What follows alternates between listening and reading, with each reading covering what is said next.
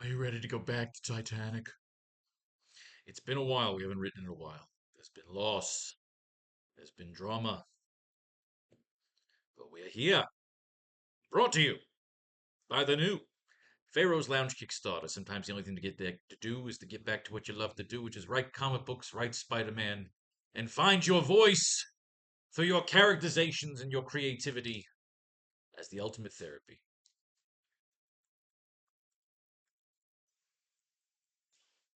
And then consider yourself blessed. If you're back here in the writing class, we need to get reinvigorated with the story, which you like to do raw. We like to do everything raw, much to our detriment.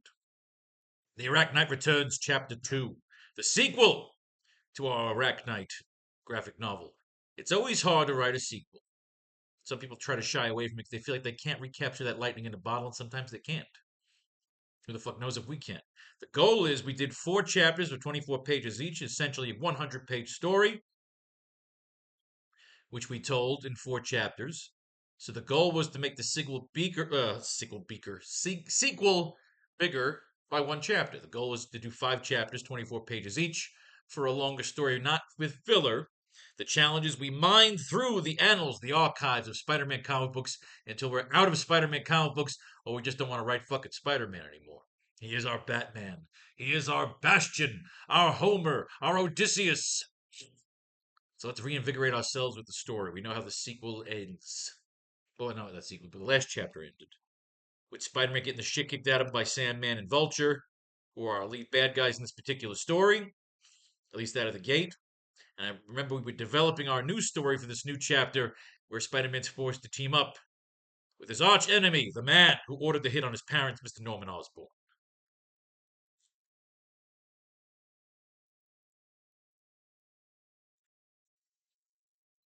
Keep trying to quit, just doesn't take.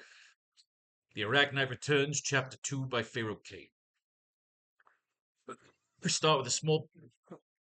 We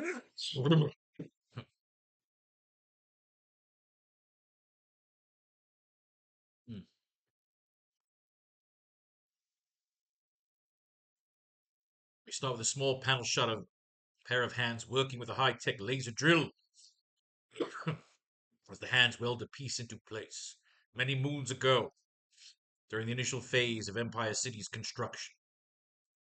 Panning out of the class, we see Adrian Toombs working on a high-beam exhaust port in the undercarriage of what will one day become Empire City's engine, as the sky is below him and he is working on a magnetic gravity belt. With a magnetic gravity belt, he is wearing an early makeshift version of his harness suit, a steampunk version of what will become the Vulture. Adrian Toombs was born to fly. He mastered the ability to harness pure magnetic power and channeled it to a gravity suit, locking onto magnetic poles not only to achieve flotation, but full flight. And what did he do with these gifts? He was a crop duster in the wastelands, until I brought him into the fold. I gave him purpose. I built. I designed. I financed this creation. This is Norman Osborn during the voiceover, correcting himself. He currently has Peter Parker captive and a back-to-tank because he saved Peter's life, even though he's also the one that helped create him. Ah, the irony. Suddenly, the exhaust port ignites as beams shoot out everywhere in the air, even rumbles as magnetic energy disrupts reality. And in return, he donated his efforts to the construction of our empire, using the same tech in his suit to build a magnetic shell around our metropolis, breaking us free of the bedrock and into the future, to be able to take a full city and hover it into the sky. But like any press into paradise, there would be glitches. Adrian will be immediately crushed up against the undercarriage. He begins to fumble with his belt to free himself. He is almost crucified against the exhaust port. Adrian has blamed me for his demise, but he should be thanking me. I took a skeleton off a farm, wasted potential, and I turned him into one of us. Adrian managed to spring himself free, and is almost looking regal as he spreads his wings and looks like he's about to escape. Only one knows the effects the war had on the survivors below. I knew once Empire City rose from its rancor that there would be droves of Denzians eager to migrate, and everyone with a connection or some melodrama to exploit. Close up on his face as we see he's not going to make it. I knew it was the utmost importance to keep the secrets of Empire City safe. It's not always about the money, but it can be a motivational disturbance. We'd see a horrific crunching and morphing as Adrian is sucked through the exhaust port by the same magnetic power he harnessed, almost looking like when Boba Fett was sucked into the Sarlacc pit in Return of the Jedi. It would be easy to call it paranoia.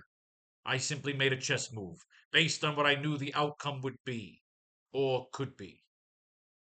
Following the process of Adrian being digested through the catacombs, cogs, and arteries of Empire City, almost like Mario being sucked down the drain in his video games. We see a river of glowing radioactive material also running through the catacombs, cogs, and arteries. But I realized my most painful mistake was not overestimating the survival instincts of my architects. It was not realizing that the city I had created was no longer cogs and catacombs. It was alive. It was an entity. It would decide the fate of its creators. It would defy me like a spoiled student eager to challenge its master. We see Adrian Crunch scalded and nearly disemboweled as he is drenched in neon green radioactive fluid, being bathed and drowned very similar to the Joker in radioactive waste.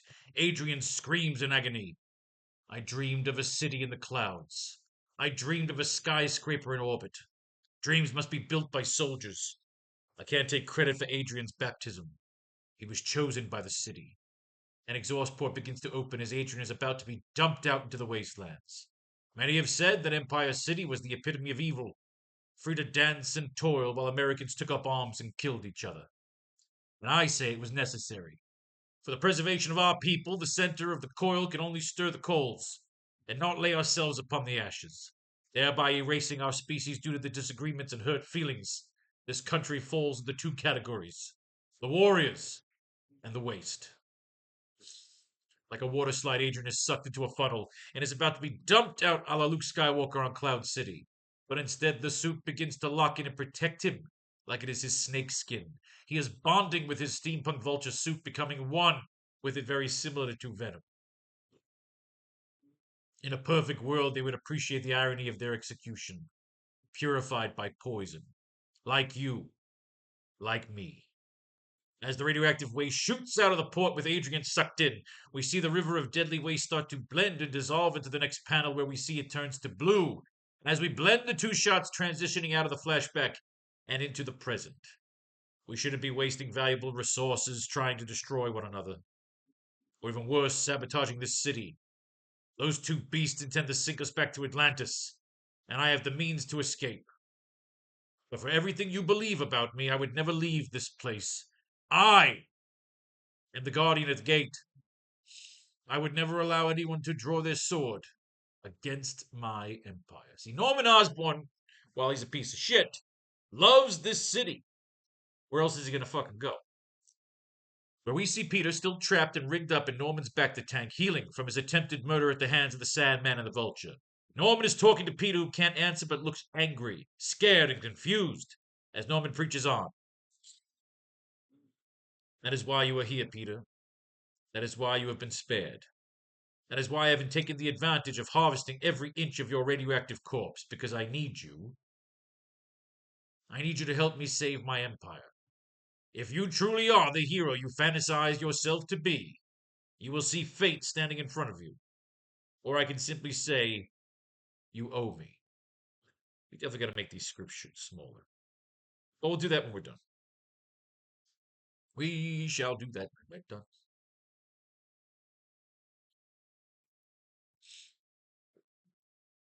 All right. We cut to an outside shot of the Daily Bugle building, which of course resembles the Daily Planet building, offices of Now magazine. Meanwhile, at the Daily Bugle building, why couldn't we do this in your office, sir? Inside the Bugle building, we see Mayor J. Jonah Jameson walking with Now magazine chief reporter Robertson and magazine chief Robertson and reporter Betty Brant. We see a small group of shadowy figures in the background while they converse. Because I still consider this my office. Because I want you to have the exclusive. Because I don't want anyone else to know what we're doing. And what are we doing, sir? We're neutralizing the problem.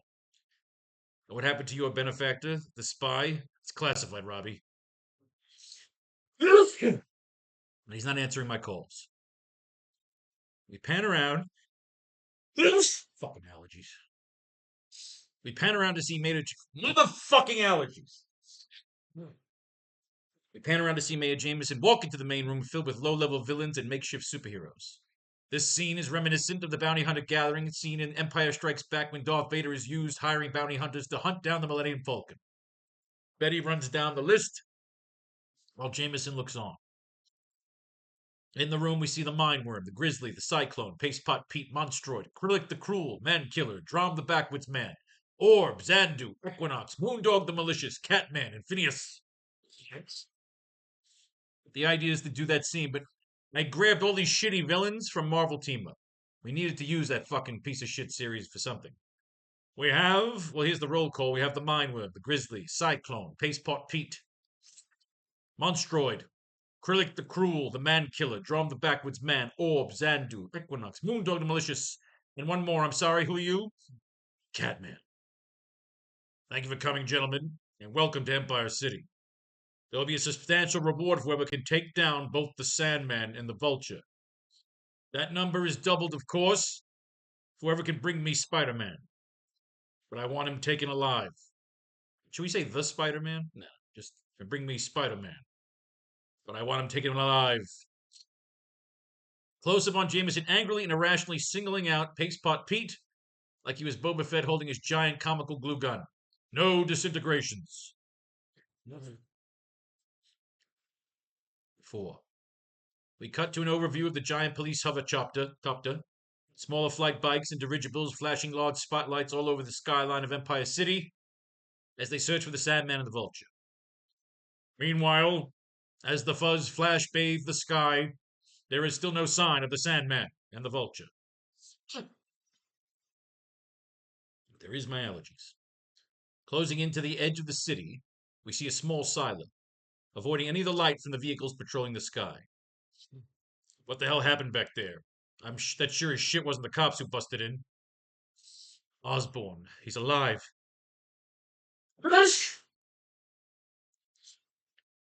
Panning into the dark silo, in between flashes of light from the outside, we see the Vulture perched in the center of the flashing lights.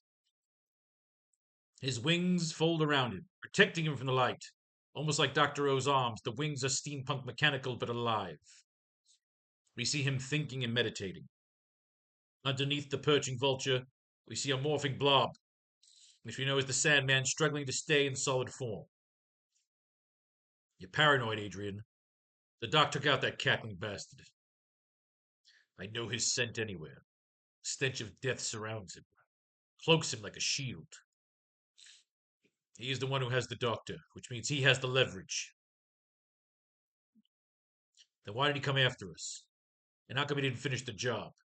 And how come I can't stay the fucking one piece? The moisture in this fucking tomb. Close up on the sinister grin of the Vulture as he contemplates his next move. He didn't kill us because he needs something. Each con has their cards, and neither wants to play. So what's the answer? Do we contact Beck? Have him come down, gas the whole fucking city? Not yet. We'll have to put aside our grudges and meet his price. I believe once we have the doctor, all will come to grasp.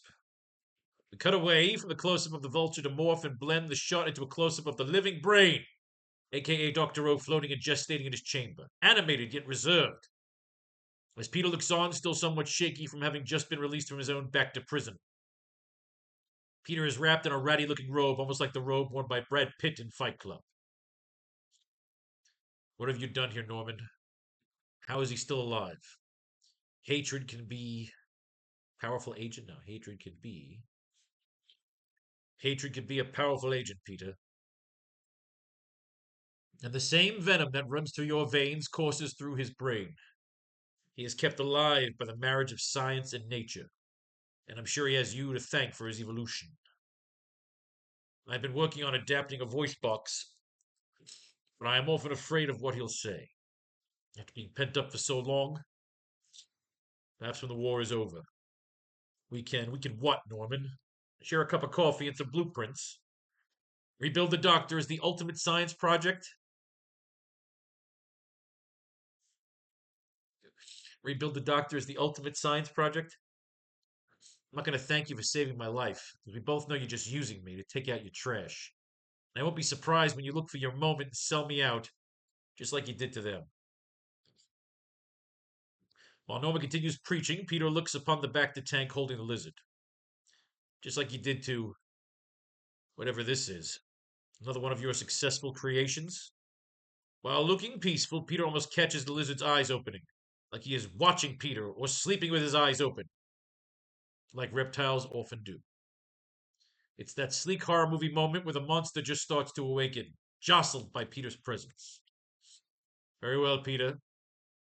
A temporary alliance, one that begins with cynicism and ends with redemption. As for our friend, the lizard, he's a work in progress. But then again, aren't we all? Now, if we're done being dramatic, we discuss your new arsenal. That's just the first 4 pages. I'm going to be fucking exhausted by the time we actually have to start writing again. What I want to do here is run a short sort of outfitting montage, like 2 professional wrestling tag teams getting prepared. God damn it. For battle. We show the Vulture and Sandman with their group of scientists and a large pile of steampunk mechanics and gadgets around what looks like an empty armored suit, a la the Mr. Freeze suit from Batman and Robin. The scientists run down what is needed while in another set of panels, Norman is explaining what he needs from them while he outfits Peter. This is a chess game, Marco. And this here is your prize. More valuable than money. We emptied our compass with this empty shell. I'm not ready to call it home yet. What kind of battery powder is it getting? This is only a temporary solution, Mr. Marco. We are men of blood, brains, and biology. We can build the suit, but running it to encase you permanently. Well, that mirroring their outfitting, Norman is setting up Peter with his new suit and gadgets. Peter is shirtless and still severely scarred all over his body. He's wearing sweatpants while Norman fastens skeletal makeup on his biceps and forearms, setting up what looks like new high-tech web shooters for Peter. The scene mirrors Lucius Fox setting up Bruce Wayne or Q setting up James Bond. Peter is angry, but pays attention, choosing to be attentive as opposed to immature. That is an impossible task without the knowledge of the good doctor. That is why they haven't killed you. That is why I didn't kill them. In a world where missiles and machismo have turned paradise into ash, we forged an empire. We cannot let it fall. Pretend to call ourselves knights. But even the most powerful weapon is useless without knowledge, which is why I need those scientists, because I am limited by the means, but not by the ambition. Norman's got wants and needs, he just isn't smart enough to build it.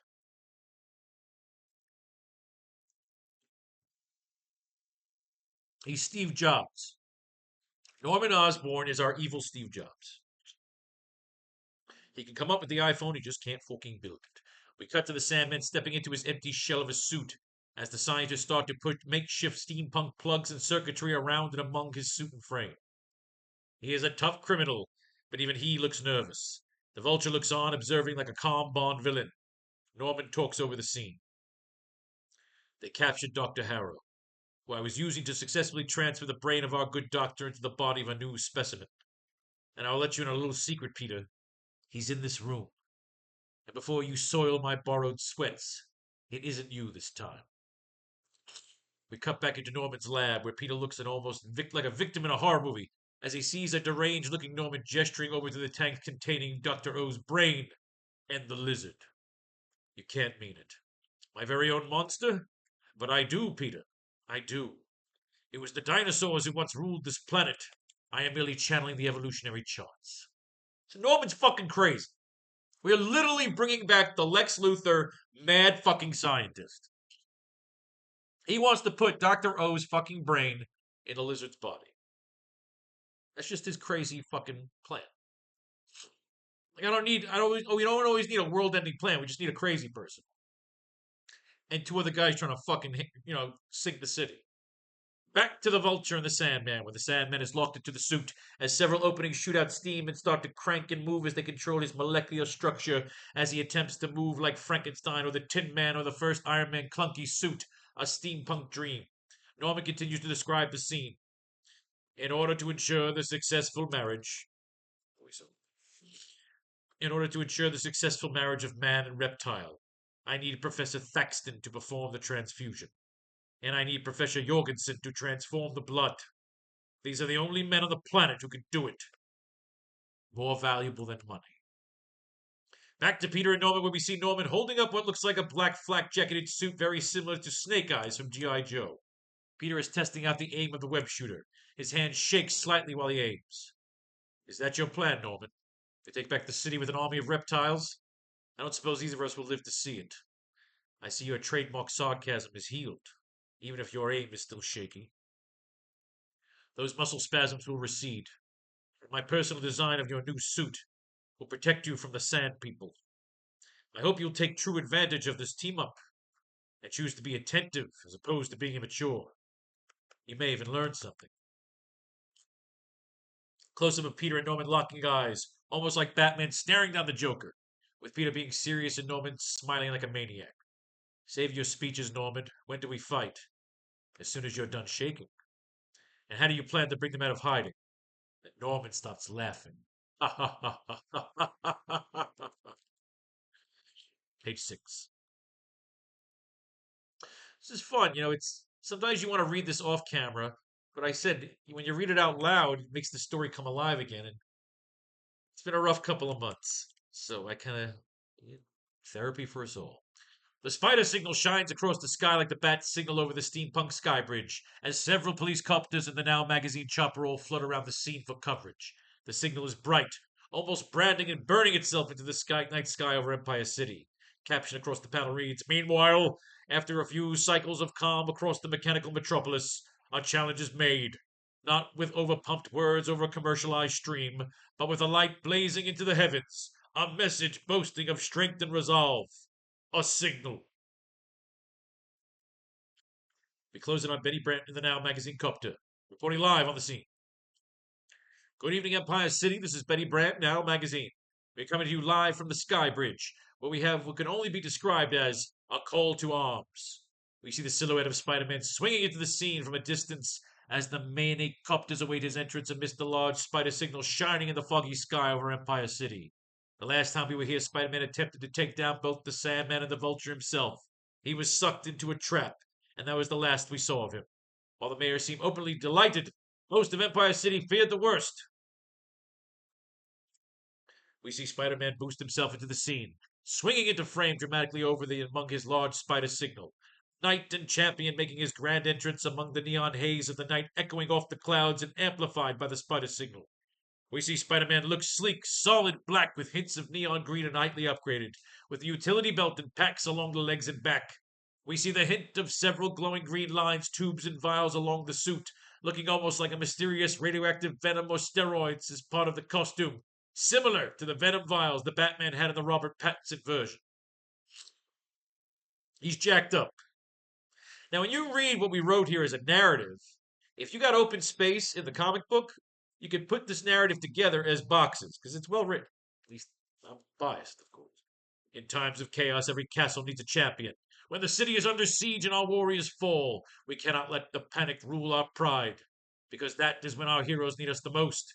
So I am proud tonight to exclaim to the Empire, the AracKnight Returns. And she's cut off, crashing through the signal in the clouds, nearly wiping them out in an appropriate haze. We see Norman Osborn, aka the Green Goblin, gliding into the scene under the cover of the clouds. He looks like a twisted Green Lantern, sporting a power suit similar to what Lex Luthor would use to battle Superman, like a neon green version of the Dark Knight's power suit, or perhaps even a Green Lantern meets the Mandalorian type of design. He is now flanking Spider-Man in the air, the perfect dramatic action shot of their unholy alliance. Betty expresses her shock. Great Caesar's ghost! Spider-Man lands on the center of the bridge in his classic prone action pose. His gadgetry buzzes and steams as he waits for battle. We see the Green Goblin flanking him from above, lingering like an evil demon over his shoulder. Empire City. This tag team match is scheduled for one fall. In the distance, we see two figures flying in. We see the Vulture up top, and it looks like he is carrying the Sandman in his talons. The Sandman in his large, clunky Mr. Freeze suit as the two of them head towards the bridge for their tag team match, with no time limit, no countouts, and no disqualification. We see a WWE-style standoff between all four combatants, each one arms to their sides and fists clenched, ready to pummel each other. Nice to see you, gentlemen. Have you come to surrender? Pledge your fealty to the Empire.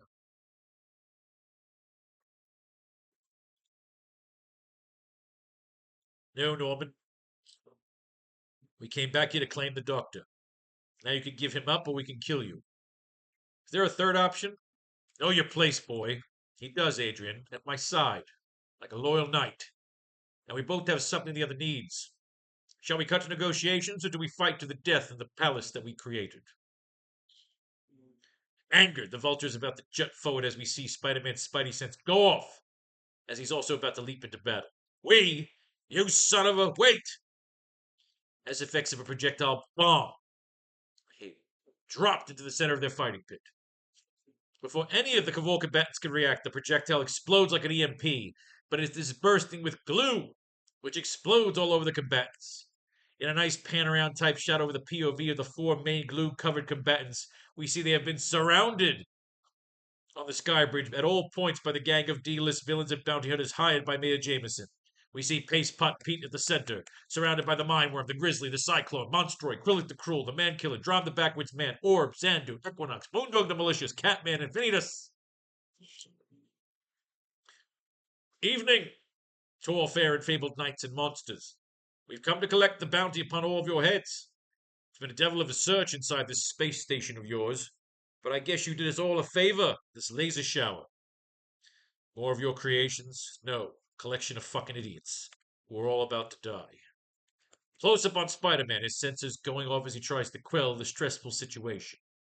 Guys, I get it. Honest living. This is a private matter. These guys aren't playing. So please kindly return to your copters. Too late! SFX of Norman hitting a button on his thrusters. We see Norman literally rip upwards from a mound of hardening glue to see his goblin glider rip him out and free of his glue shell. As the glider is free, it also fires off two small rockets, which shoot out crooked because of how fast and sloppy he escapes from the gluey shell prison. As the rockets explode into midair, we see a giant splash page battle royal commence as Spider-Man, Sandman, and Vulture, the Green Goblin, battle it out with a gang of bounty hunters in a great Emil Couple-Tierra-style battle royale shot. You can have the creative control to go nuts for this shot once you have the references. Here's some mix and mashups you can do in this splash page shot. Cyclone and Sandman mixing up as the elements spreading out from their clash can spread throughout the splash. The Mindworm kneels and huddles in the center of the clash in a yoga position, trying to use his mind control powers on the rest of the combatants. Krillic the Cruel. Kylik? Or was it Krillic? Krillic. Krillic the Cruel and Monstroid both leap and tangle in the air with the Vulture, who spears towards him like a human steam-powered missile. Spider-Man shoots a magazine style of rapid-fire shots of webs at the attacking Grizzly, Moondog, and Catman.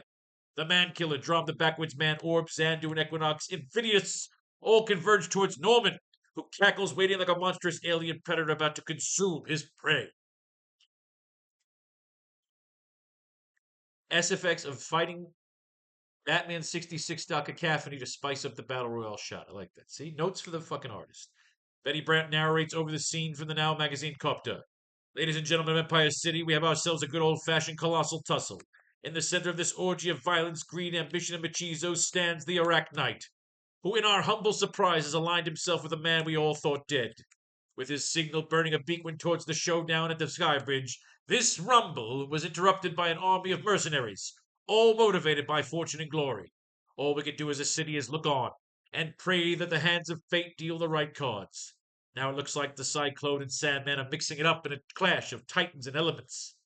The Mindworm is huddled in the center of the clash in a yoga position, no doubt trying to use his renowned mind control powers on the rest of the combatants.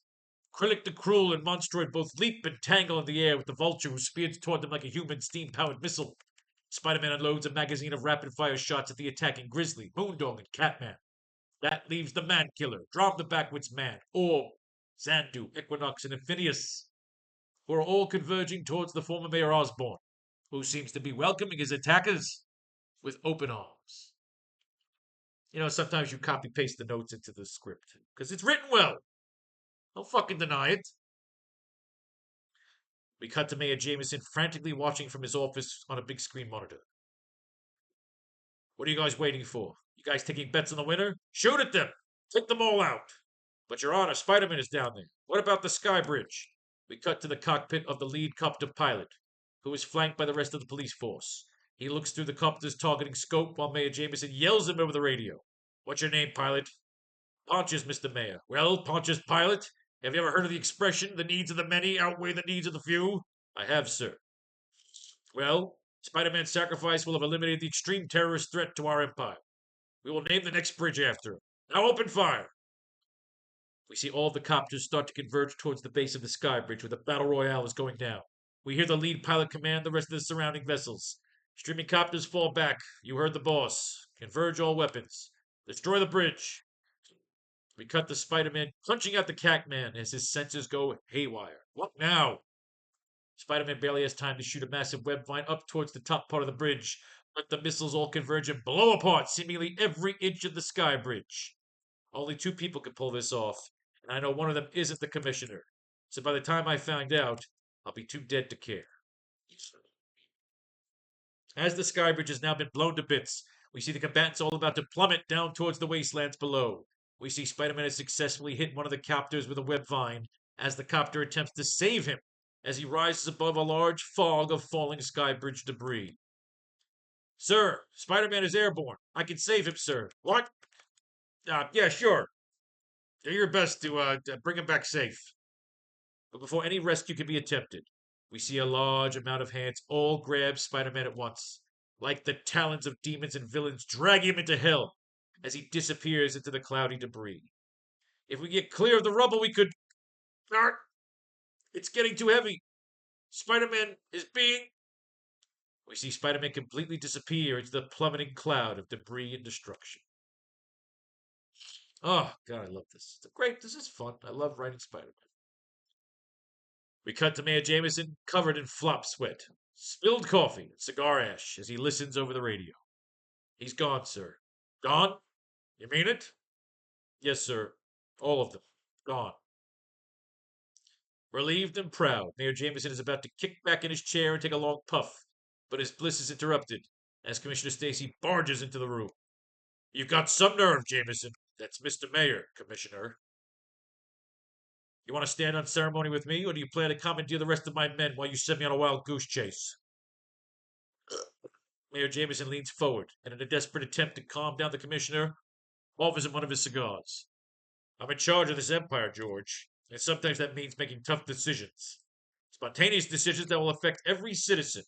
And when your champion shines a light to the sky and then brings along our long dead mayor, flying blind on a rocket cycle, I sent in my gang of patsies. And then, yes, I commandeered your police force, and in that moment, I saved the city.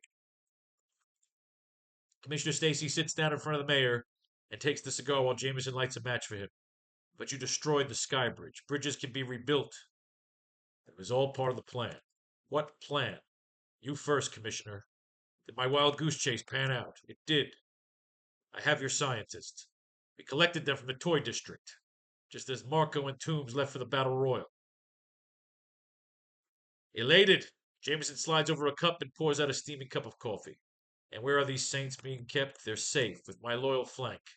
But I'll tell Castle and Duluth to shoot all three of them right now if you consistently persist to keep me in the dark. I understand your loyalty to the city, but first things first, why did Spider-Man have to die? Mayor Jameson looks out the window at Empire City's neon nightscape as it glows in his eyes, showing fear and regret.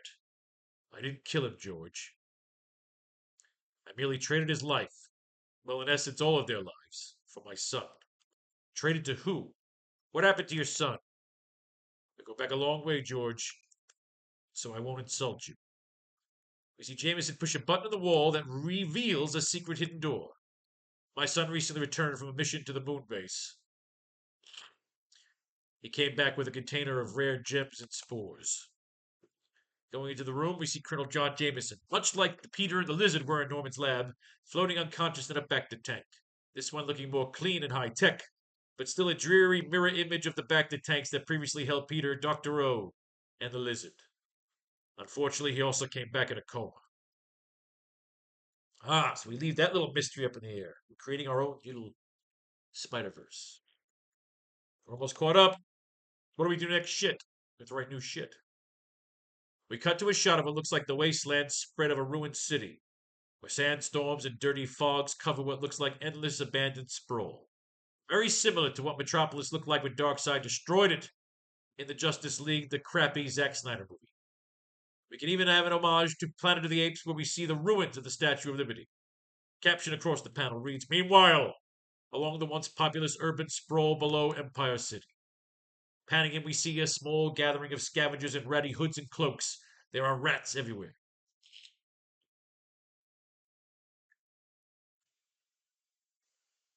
They are gathered around an unconscious body trying to strip it all of anything valuable.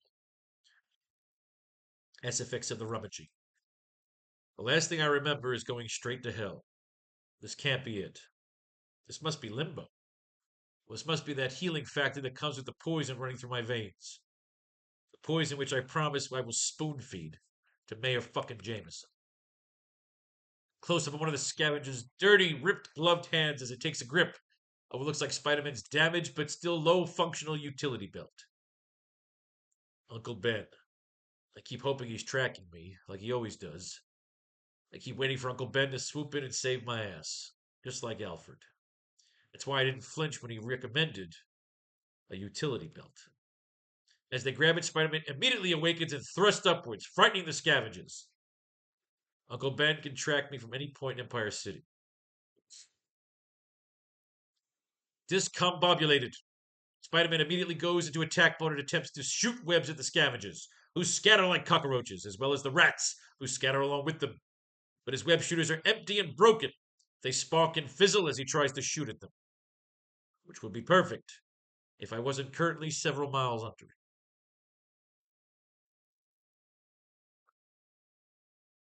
That's several. If I wasn't currently a couple miles under it. Which would be perfect if I wasn't currently a couple of miles under it. It can't be that far above. I want it just hovering. As Spider-Man looks up, he sees another group of scavengers stripping the body of Paste Pot Pete. I am alone. But at least I've got my grabbing at Paste Pot Pete's utility belts and gadgets. One of them triggers a glue bomb that explodes all over them. A glue booby trap.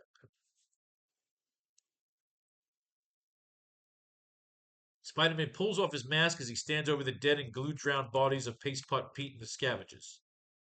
Looking off into the distance, beyond his landing spot, he sees the sun about to set and dark crimson clouds approaching, almost warning of an oncoming doom that shadows over the fallen Statue of Liberty. Just expressionless. We just see the sun is set, and the dark crimson haze covering the sky provides an endless background, as Peter looks like he's been walking for several hours. He is thirsty, cold, and confused. His suit is damaged and torn as he walks shirtless and maskless through the desert. I never realized how isolated I was as a kid. You grow up with the technological advances of Empire City education, and you're fooled to think the rest of the world has the same prides and privileges. Collapsing down for a spell, we see Peter rest his head on a large rock as he attempts to take a nap. I was a baby when the Second Civil War broke out. I remember our city pledging neutrality, and then seceding from both sides immediately after the first fire, renaming our independent kingdom Empire City. A bold statement. Neutrality gave way to greed, and soon our ironworks were pumping out weapons instead of welfare. We should have been helping them. Instead, we fed their fires, then acted surprised when everything burned. Great line. Just as he finally dozes off, the ground comes alive, rumbling and shaking like a lambent monster that attacked Flash Gordon on the swampy planet. Norman was right. Empire City is more than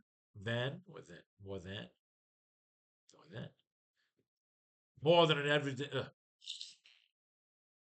Norman was right. Empire City is more than an advanced infrastructure. It's alive, and it's pure evil. I no longer resent my parents. They were protecting me. Immediately springing into action, Spider-Man tries to wrestle with what is apparently the Sandman, as he is without his suit and is re-aiming? Oh, reanimating. As he is reanimating. As he was out of his suit and is reanimating and shaking around like an uncontrollable monster blob. Large sand-laced arms and fists pound and punch at Spider-Man, choking and overwhelming him. I am a hypocrite as well. What have I done with the extraordinary powers gifted me by fate and science? What have I done for the people of the wastelands, the survivors? Close-up shot of Spider-Man frantically trying to reach a device in the center of his utility belt. I brought Mary Jane down here on a date, figuring the best way to impress an international supermodel was to take her to somewhere dangerous. Spider-Man hits the center button of his belt with the Spider-Man insignia on it. Jameson was right about me. I deserve this. This is how it should end. Suddenly, the Sandman is hit with a large blast of electricity. We see the blast continue and envelope his body. As the electricity coursing through the Sandman begins transforming him into glass. The electricity is sandblasting the Sandman into a glass sculpture, a la the frozen T-1000 in Terminator 2. I may be a high school dropout, and I'm severely dehydrated, but I know what happens when you blast sand with a high concentration of electricity. And now we're almost all caught up here. It's kind of fun to read through it again. Page 13. Frozen solid, very similar to now Han Solo was frozen in Carbonite The Empire Strikes Back. We see the Sandman is now a frozen glass encased prisoner, as the slab of glass falls backward to the ground, again, like Han in his frozen chamber. Always underline the FX, so your letterer knows to put it in there. Part of me is relieved that the monster that was just trying to swallow me now. Part of me is relieved that the monster that was just trying to swallow me whole is now a slab of carbonite. But then I think, what does this Dark Rider have planned for me? Covered in glass shards as he freezes himself from the Sandman's near whale-like swallow, Peter turns and sees a black-clad soldier holding a large electrically charged gun. There is a large containment vehicle behind him. Are you the one they call Spider-Man? Depends. Are you a giant gun salesman? The agent pulls off her mask to reveal herself. She is Agent Judith Klemmer of S.H.I.E.L.D., sexy, tall, Russian blonde bombshell. A throwback to Charlie's Angels and Brigitte Nielsen. I'm Agent Klemmer of S.H.I.E.L.D., and you're Peter Parker. You're the thugs Jameson hired. Come to finish the job. Maybe later. Your services are currently required at the highest level. Come with me. We transition back to the underground lab of Norman Osborn, where we see the living brain of Dr. Octopus, floating in his Bacta tank while watching the monitors above the Skybridge explosion. He listens to Betty Brant broadcasting over the monitor, while his brain floats and almost reacts to the news. Meanwhile, back in the clouds and catacombs of Empire City, the long-standing project that was the first to be the long-standing project that was to be the first olive branch into the reconstruction of the once great nation below was stalled when the mayor was forced to impulsive action by what he described as an Empire extinction level event. We see the bubbles in the tank containing Dr. Octopus' living brain boiling and buzzing as the doctor looks like he is willing himself back to life and movement. Among the fallen besides our hero Spider-Man, it is also believed former Mayor Norman Osborn was taken out in the falling debris.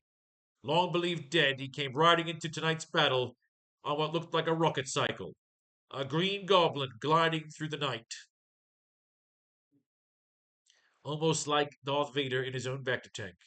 We see Dr. Octopus' living brain start to motion towards the other tank containing the lizard. We see the lizard is currently in a peaceful slumber. While many consider their genetics and makeup to be superhuman, I don't believe there's any way any of them survived. The gadgets in the room start to buzz and shake. The monitors start going haywire. The living brain of Dr. Osmo is almost using Vader-like telekinesis to shake up the room and attempt to escape his confines. The story of the AracKnight may not yet be finished, as hope is always a beacon for optimism. But it's like the poet once said to the professor, the problem with the world today, just like a horror movie, we see the lizard spring awake and come to life like a monster. We see a crack in the Bacta tank start to form. Too many villains and not enough heroes. Oh, good ending right there. Page 14. We the containment with Agent Clemmer. What the fuck does that mean?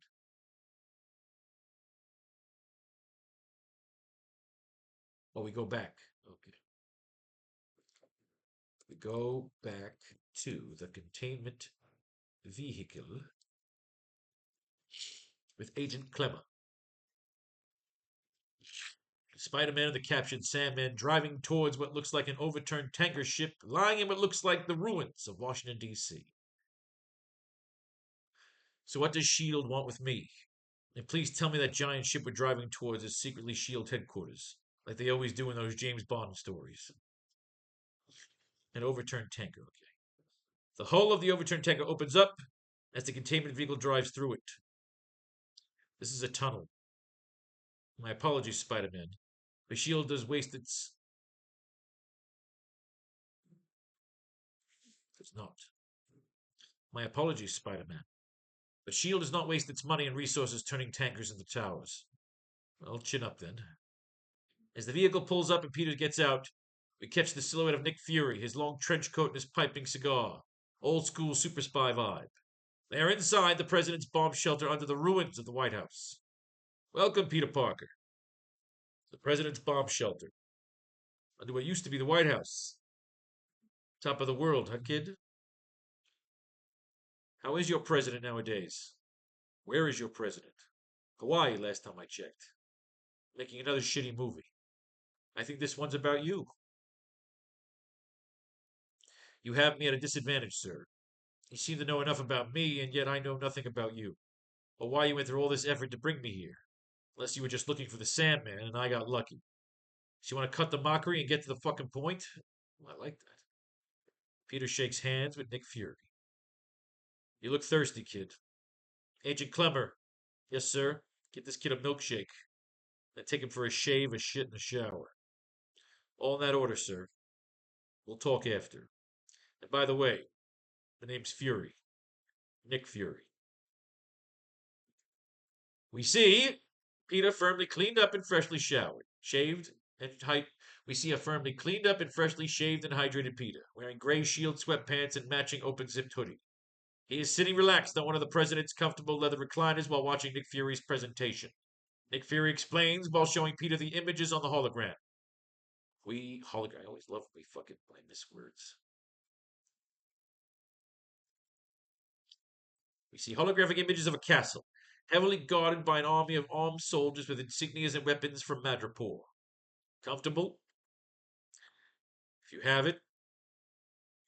I wouldn't say no to popcorn, or we don't. We'll carry on then. When Empire City seceded, and your best buddies, not buddy. Your best buddy Norman took over as the mayor. He had made a promise that Empire City wouldn't get involved in the war. Neither red nor blue, he proclaimed. But by the time we figured out he was selling arms and luxuries to both sides, the damage was already done, and neither side could afford to blockade.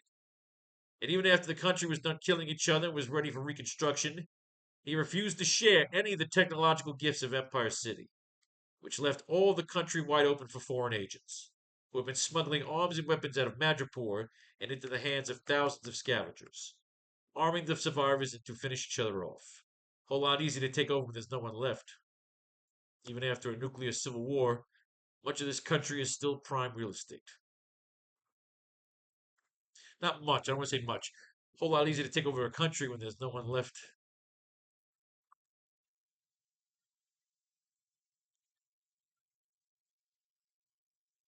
Not only a whole lot easier to take over a country when there's no defense.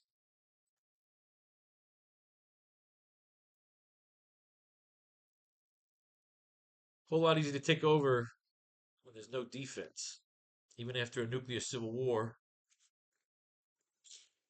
half of this country is still prime real estate. Even after a nuclear civil war, half of this country is still prime real estate. We see a close-up holographic image of Tony Stark. So where do I fit in? Even before he was ousted by your departed Dr. Octopus, there was a group of concerned Empire City citizens who wanted to give back to the country, to help in the recovery effort. One of them is now the mayor. Jameson? Who knew the cold-blooded bastard cared? Apparently he only hates you. I can't imagine why, but for now...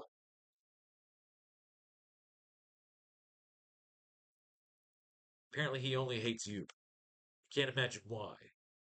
But for now, besides the construction of the Sky Bridge, which was the first real connection between Empire City and the mainland below, they sent an ambassador to start the reconstruction. Stark Enterprises wonderkind, Tony Stark. I've heard of him. My Uncle Ben was a pilot for his father. He went missing over a year ago. We had him declared dead until one of our drones picked up his signature. He's trapped in a castle deep along the Pennsylvania Turnpike. They're keeping him alive because he's building their weapons. He's their slave. Exactly. Because he's building their weapons. He's their slave. Is it a year? Do we want him captured? That's a long fucking time.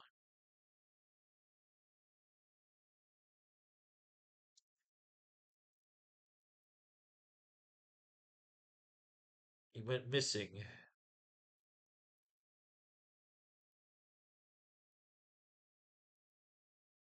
He went missing over a year ago.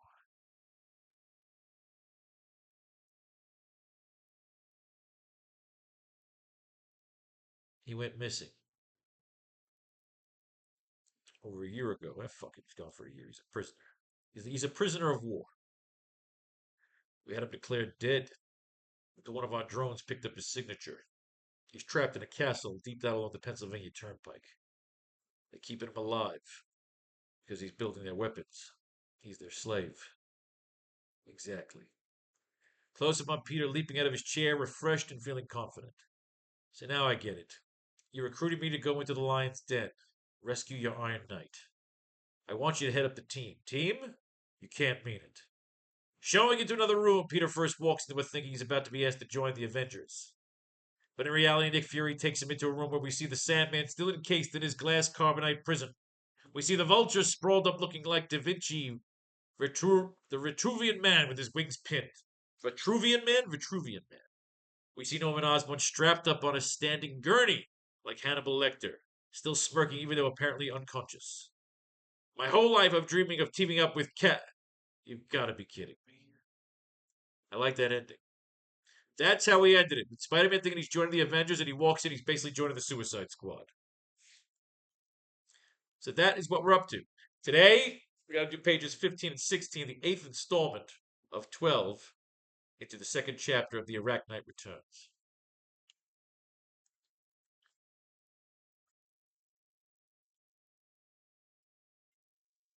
The reason you read on camera as opposed to off camera is when you read off camera, you half-ass it. You read it to yourself. You don't pay enough attention. Reading it out loud also allows you to see if you still love reading it. If you're constantly looking ahead going, oh my God, how many more pages, how many more pages, then it's not going well. If it's fun to read and you're seeing the story unfold again, that's the fun part. So now, our goal is 12 panels here. 12 panels to go.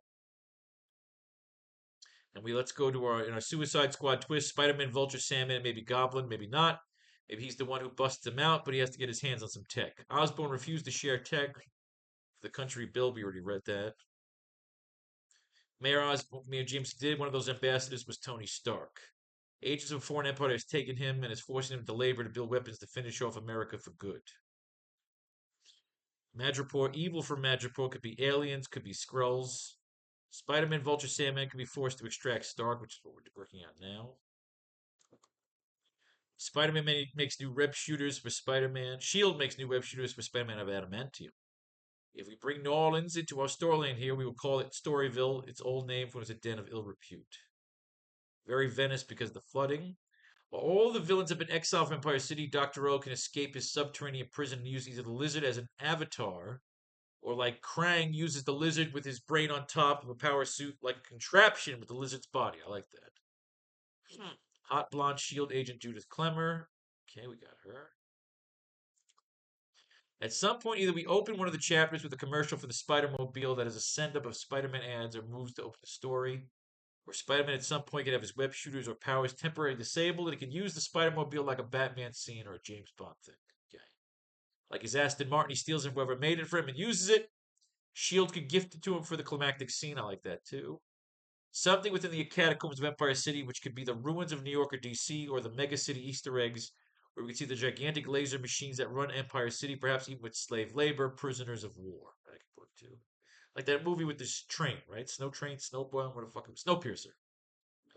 They need slave labor to run the city or capturing certain superpowered individuals to use as superhero slave labor. That's not bad either. He will turn all the villains against each other, not in an instant trope scene, but in a slow, calculating way that almost flips the script and makes Spider-Man the villain in order to get his villains to destroy each other. We have to get the Doctor back with his minions and find a mouthpiece with a living brain to communicate. He needs a body, yours. Leave Empire City. We're even. Because your code will never allow you to forgive me. And I will always retaliate. That could be some twisted shit or redemption. We can still play around. Or he could let them get together with the intention of stealing their finished products after their success. I thought about making a deal with the Doctor, but I knew he'd only work his best when he is openly and truly defiant. Therefore, we had to stage their victory. Like that. I can't stand the fake victories. Still playing around. Get rid of these stupid notes. I will always retaliate, leave it there. All right. We move our notes to page 16.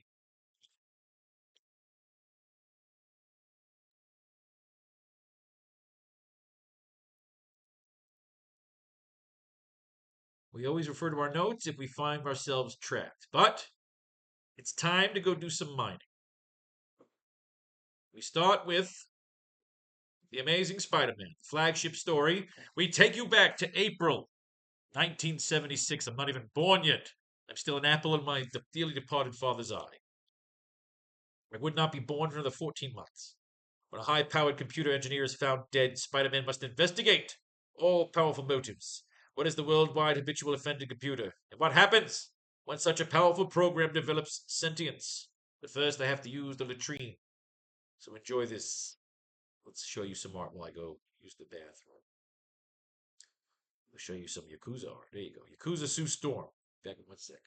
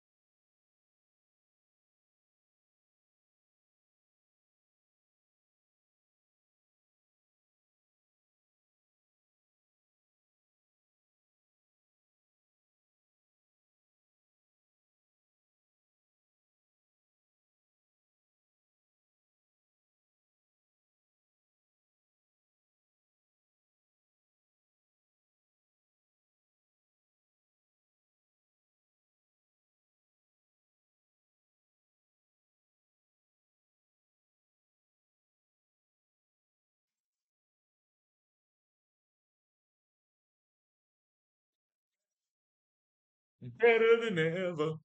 It's microlink. We're in it together. Crashing and bashing. Let's get some mining going here. All right. So where are we leaving off? Norman, Dr. Rock is trying to escape with the lizard. There's a crack in the tank. Spider-Man's got to lead the Suicide Squad to go save Tony Stark. That's where we're leaving off. We've got 5 more sections left in this particular chapter. Let's do it right. That is how many pages? 5 chapters is 10 pages. So what are we going to do in these next 10 pages to really frame this particular chapter of this comic book? Remember, in chapter 2 of our first iteration in the AracKnight, we ended with the Mars colony, with Spider-Man killing the chameleon and getting the Fantastic Four out there into space where they were heading towards Mars before they have their own adventure, being interrupted, of course, when we start writing a Fantastic Four story. Who is the most incredible killer of all? Follow Spider-Man through a web of deception and the death as he struggles to discover who done it.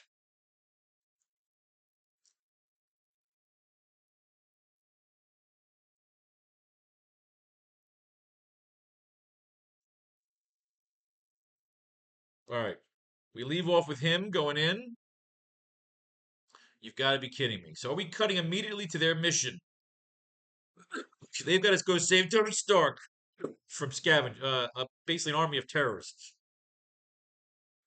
We could go back to Empire City. We could go back and show Uncle Ben. We haven't shown Uncle Ben in a while. Here we go. Police headquarters, 9:15 a.m. Come, Mr. J. Come on, Parker, snap it up. The kind of money I pay to take pictures. We got them going to meet with the district attorney.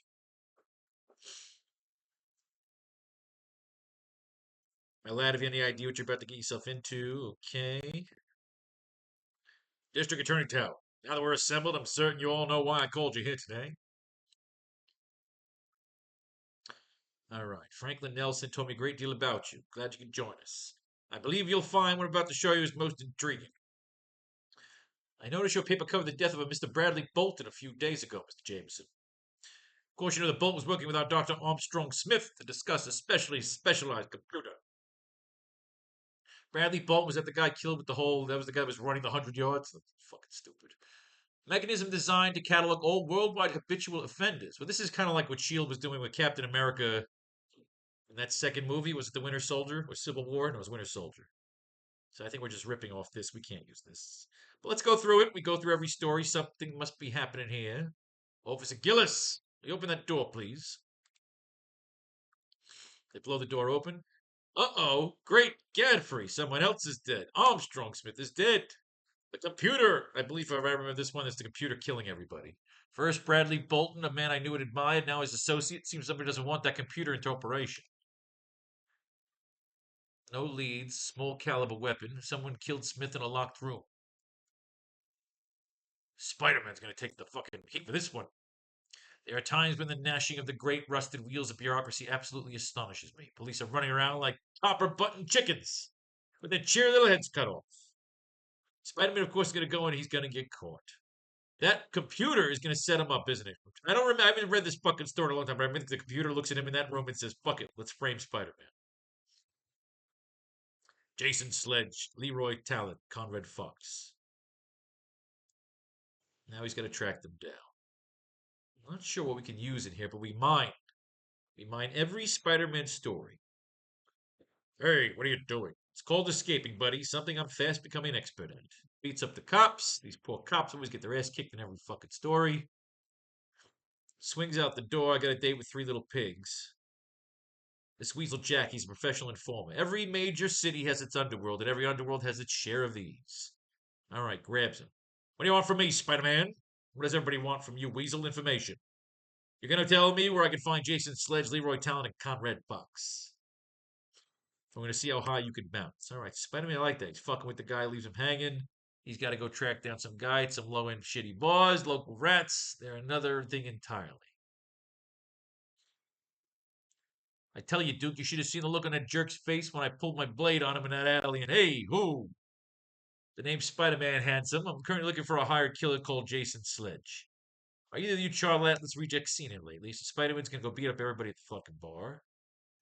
He's gonna smash somebody into a fucking wall. Then he's gonna smack this fucking guy with the back of his hand. Then he's gonna grab the bartender to the pool table. But essentially, this is just Spider-Man like an out for justice, beating everybody in the fucking pool hall. I'm pretty sure that this computer just puts him on a wild goose chase. And you got the word of Leroy Talon. There ain't nothing going to stop us. All right. So now Leroy Talon's in here. Sweet Mama Spider Man, where were you last night at 8 o'clock? They're going to try and drop a fucking packing crate on his fucking head. Everyone's going to start fighting and stabbing. And we can use this with the scavengers. You guys like to huddle that way? Try playing football. We've got 12 panels of action. That is our goal today. Oh, Leroy Talon's got some fucking But the doctor dude who fixed me up replaced him with stainless steel. All right, so he's got steel hands. And if you think you're cutting yourself in for a piece of the action, you're crazy. Choking him with the steel hands, Spider-Man cracks his fucking skull. Punches him in the face. Smashes him into the wall. We were at the time exchange last night. So he's got an alibi. He tracks down Conrad Fox. Conrad Fox's mother doesn't know where he is. He's looking for Frank Gallagher. Conrad Fox is dead. What happened here? The master planner. How about you, Sherlock? Do you know who killed Armstrong Smith? If not, we'll take a two-page break while you decide, but no peeking. Police headquarters.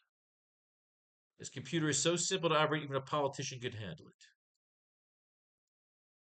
The computer is started by itself, but how? No, it can't be. It's impossible. Not at all. My final circuitry was installed yesterday morning. I am now fully operational. Oh, God, it's the computer. This has been done. This has been done to death. I can't use this. The righteous fool threatened to destroy me. He had discovered he had accidentally given me sentience. The man versus AI, it's been done to death. It's being done to death. It's cool that they're doing this here in 1970 fucking six. It's kind of like a precursor, you know? Malfunction. An adhesive substance covers my laser. But if you believe that will thwart my efforts to dispose of you, you are mistaken. Within weeks, I can become undisputed ruler of the underworld, and you will not live to stand in my way. I am a perfect compendium of the criminal craft. You're talking through your transistors, Chuckles. Oh, so the idea is he wants to take over the underworld. That's not bad. Human, I am the very sum and substance of every worldwide habitual offender whose lives are enscrolled within me. I cannot be defeated. I don't like this story. This is a tacky, stupid fucking story. What happened here? Who done it? Well, I did what I set out to do. I caught Smith's murderer and repaid my debt to Bolton. But in the process, I also destroyed their dream. All right, it kills itself, right? Sorry, Charlie, no more rude. Besides, I think you're developing problems of your own. My internal lasers will strip the very flesh from your bones. Malfunction, cooling system disrupted.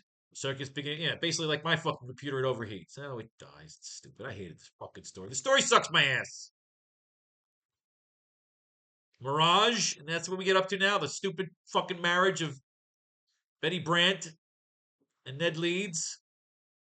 Hopefully, we might have some better luck here. We got really nothing I could use there.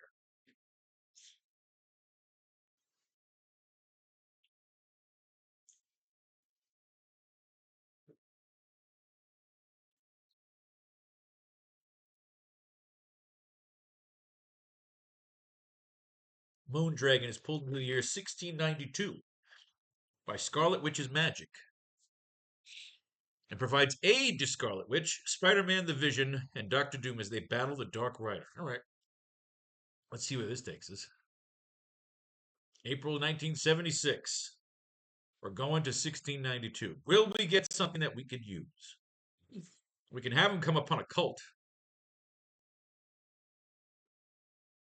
Hurry, Spider-Man. I can't hold him off much longer. Hang on, lady. The Vision and I still have to free Doctor Doom. Why are they helping Doctor Doom? Guest stars galore. Oh, Moondrake's a piece of ass. Death in the year before yesterday. All right, we got a storm over Manhattan. Images that call out to the Titaness Moondragon. That's summoning echoes from the past. You've been standing at it for hours, lady. Almost as if you're looking for something. We have Stark in here, though. We have Iron Man. That kind of helps. Is someone looking for you? Iron Man. I did not hear you come up. I have been preoccupied. Oh, you know, fucking Stark wants the banger. Long enough to see there's really something bothering you. Perhaps we should go somewhere and make love.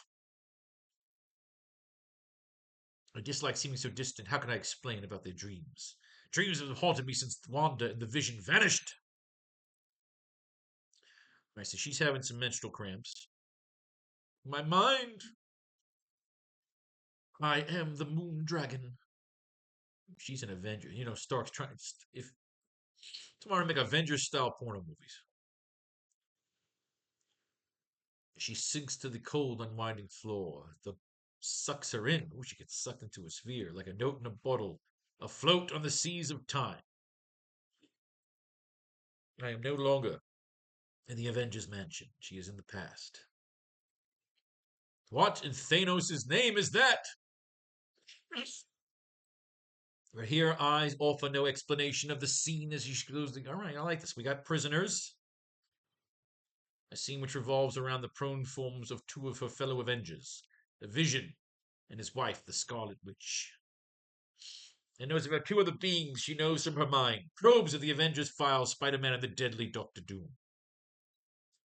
She doesn't need the expanded mind force. One bred on far Titan. Alright, so she's from Titan. She's from Thanos' planet. There's Doctor Doom. Thought you never to see such power when I sent you forth from this miserable 17th century Salem of yours as my emissary from the future. The power of witchcraft. Now we got witches with the Scarlet Witch born to dark magic and Doctor Doom whose mother passed the black arts to her son. They contain power matter, power the Dark Rider craves, a power that will make him master of all eternity. All right, so apparently this is all the witch shit that I missed in the last two issues. I didn't miss them. I just don't remember reading them because they were so terrible.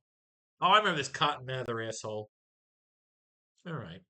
We got witches, we got Cotton Mather, too late, slay them all, draw the blade. All right, so we can have some human sacrifice about to go down. We can do that. We are coming back to Spider-Man has got to lead the Suicide Squad, right? We can cut to an Uncle Ben scene. We can transition out.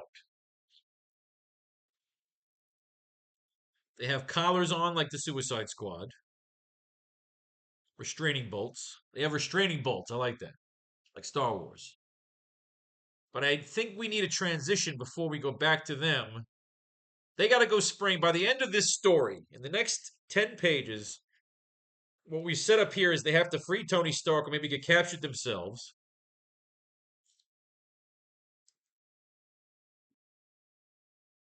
If that's the plan. We can have a villain pop up as a leader of the scavengers. It could be this fucking asshole right here, Cotton Mather. And remember, we're looking to make a 5-volume sequel. It doesn't have to just be they spring in, kill some terrorists, and they find Tony Stark. Again, we don't want filler. We're trying to create an interesting story, adding layers. We're in the wastelands. We're out of Empire City now. There's a lot we can do here as long as it's done right. As long as it's done right. Now let's keep mining. See what floats. So we got Moondragon. Hold! Let that blade fall, and you will know the madness of psychic disruption. Oh, God, Moondragon. We try to give every story a chance because the idea is you're telling yourself that fate is putting this comic book in front of you at this particular time in the story. So Spider-Man wakes up. Whoa, Web Slinger, he's back. This is Salem, Massachusetts in 1692, year of the Rich Trials. So they were trying to capture Scarlet Witch and put her on fucking on trial for the Salem Witch Trials.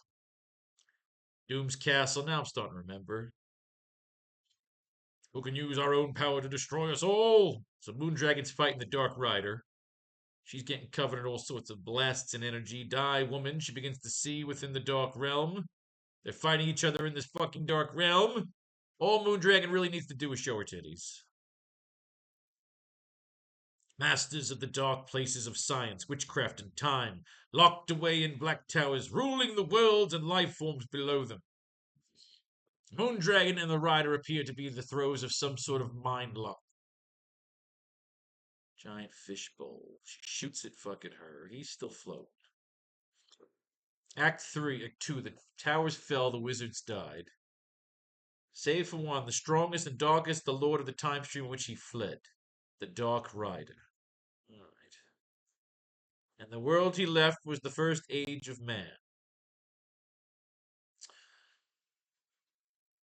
The only way to stop him, ladies, is to cut off the source of his power. But can we change history vision? Little bits fall into place. If the rider is not stopped and soon, then John Proctor and the other accused witches of Salem will hang. And there'll be no way for us to change that. For seconds or moments, time itself is tensed as the bubble shatters before the awesome assault. And the Moondragon screams a third time. The mind lock is broken. She's fallen, the rider has broken her. It's up to me. This is fucking retarded. This is stupid. You know what it is? We're in a bad patch here. So we just mine, and we keep mining until we find what we want to use in our storyline. Still going strong, Doc. Perhaps the power units in my arm have sufficient time to charge. Now, what if Doom would utilize his latent power? So they're teaming up with Dr. Doom here. Dr. Doom is shooting at the Dark Rider. Vision's coming in to punch the Dark Rider. Dark Rider looks like he ain't gonna last much longer. You need an orgy here. Turn, Rider! To repay you for the obscenities I was made to witness as I sojourned within your memory.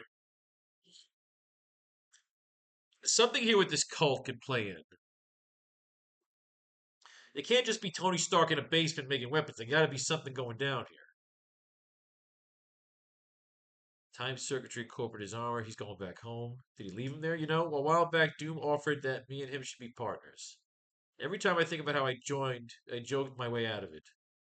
I get the worst case of the shakes. Spider-Man, are you not returning with us? Nope. Send the platform back for me, Viz, and set it for New York, so I don't have to thumb it across the Atlantic. So I have to see if I can help those poor jokers back in Salem. So he's staying. Turning over every rock, look for witches. I'm too late. Holy shit, they're hanging. Holy shit. Salem hung its witches, at least some of them, on August 19th, 1692. Holy shit. History makes no mention of a battle that was fought in a clearing a little ways outside of Salem, and public outrage at the excesses of the witch riots cast Cotton Mather into disfavor, never to be taken seriously again. So he was not believed when he told of it. Indeed, because of his ravings, men thought him mad. History made this time to seem like a nightmare, and man soon forgets his dreams. Interesting. Kill Raven, the warrior of worlds. All right. Now, what we have here, they could be traveling along the wasteland, and they start to see the hanging bodies. So that could be a little dark and depressing. These scavengers.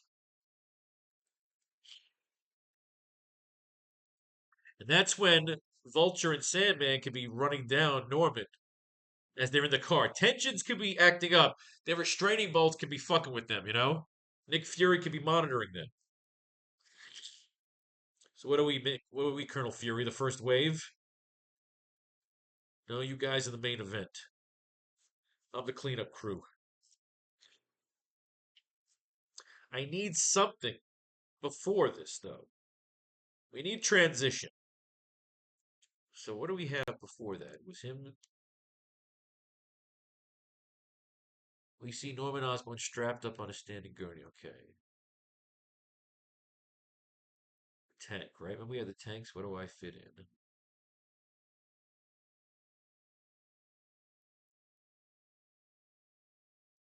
All right, chin up then. Not enough heroes. Crack in the tank.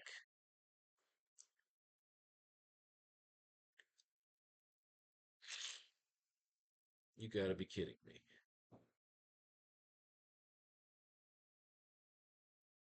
So let's quickly cut to. We have the tank. I want to cut to something before we show them on the road in the car.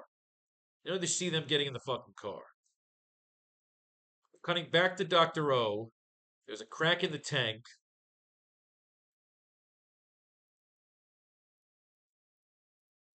But how do we cut back? How do we cut back?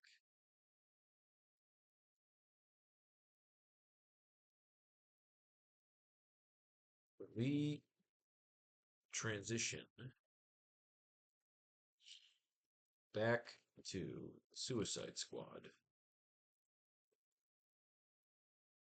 they drive past bodies, marking territory. Vulture and Sandman. We'll talk about it. They will start to get aggressive towards Norman. And all of their restraining bolts will trigger. Nick will be monitored. I like that. But we need a transition. When we left, the glass was breaking. All right, so we've gone down to Peter with all of them, so now the glass could be broken. Do you want to mine one more issue to get our idea? We know about the hanging bodies. We pull that. Hanging bodies marking territory.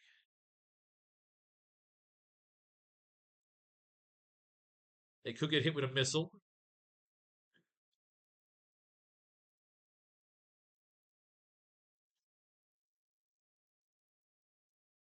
They could be talking about the vehicle, the tech they have. There could be some exposition here. Like, why is Nick Fury helping? How many people are left along the country?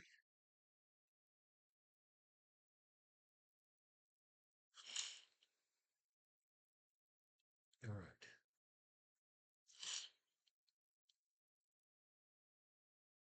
Warrior of Worlds. What is happening in this transition? We know what we want to do. We want a quick transition of Dr. O and the lizard escaping from Normans or taking over the lab.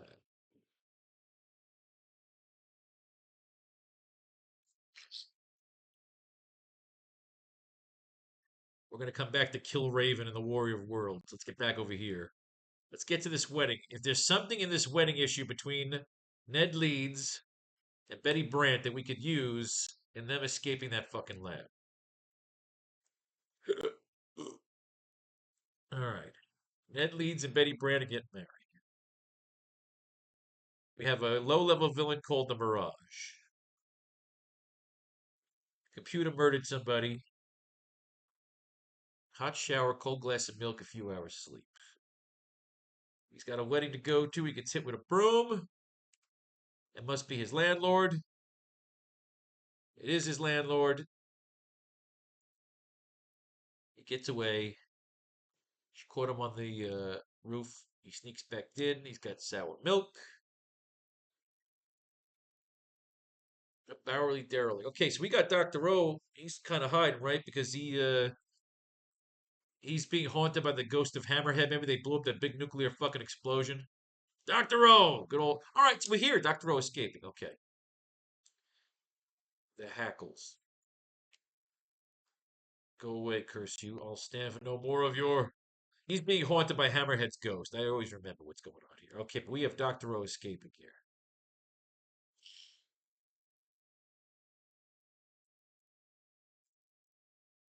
All right.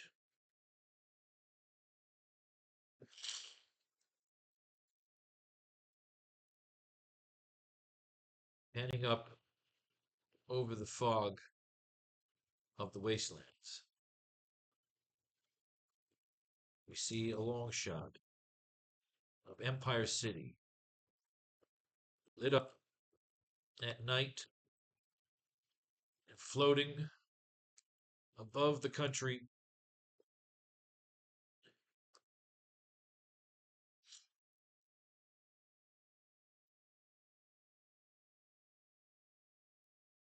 No longer tethered after the destruction of the Sky Bridge.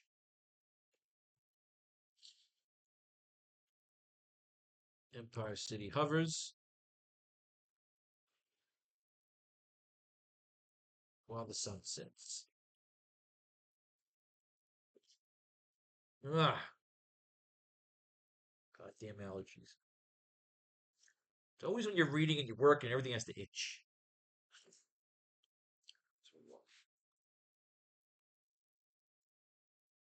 Damn shit. Reads. Meanwhile,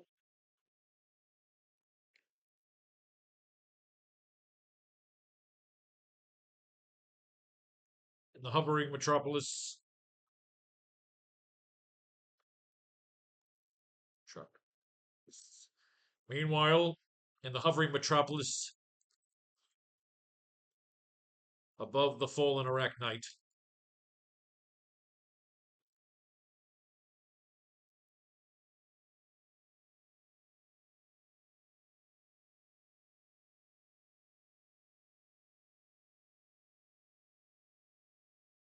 what happened to panel 2?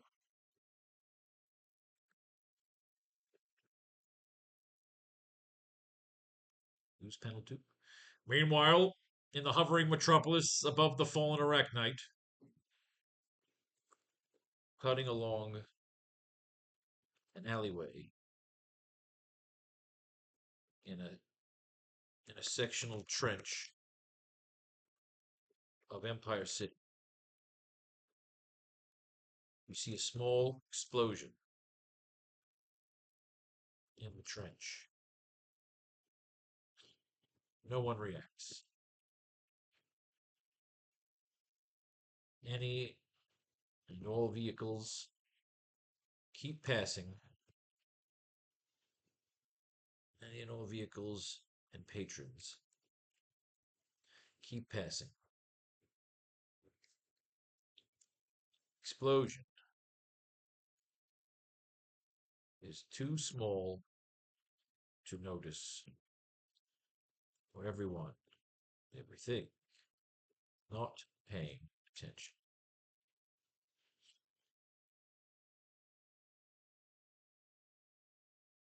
Caption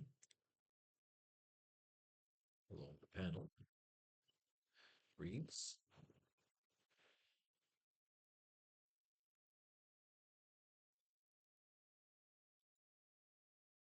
penned up over the fogs. It's Empire City.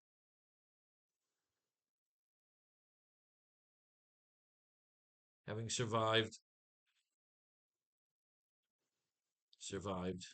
another round of chaos and confusion. The citizens of Empire City, having survived, not caption, through a narrative.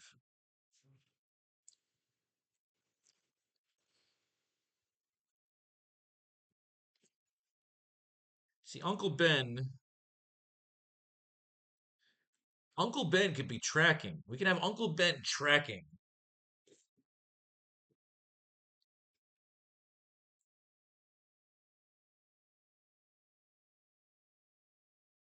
We can have Uncle Ben tracking, and why even the last place that Peter's suit could have tracked could be Uncle Ben. We need to have Uncle Ben doing something.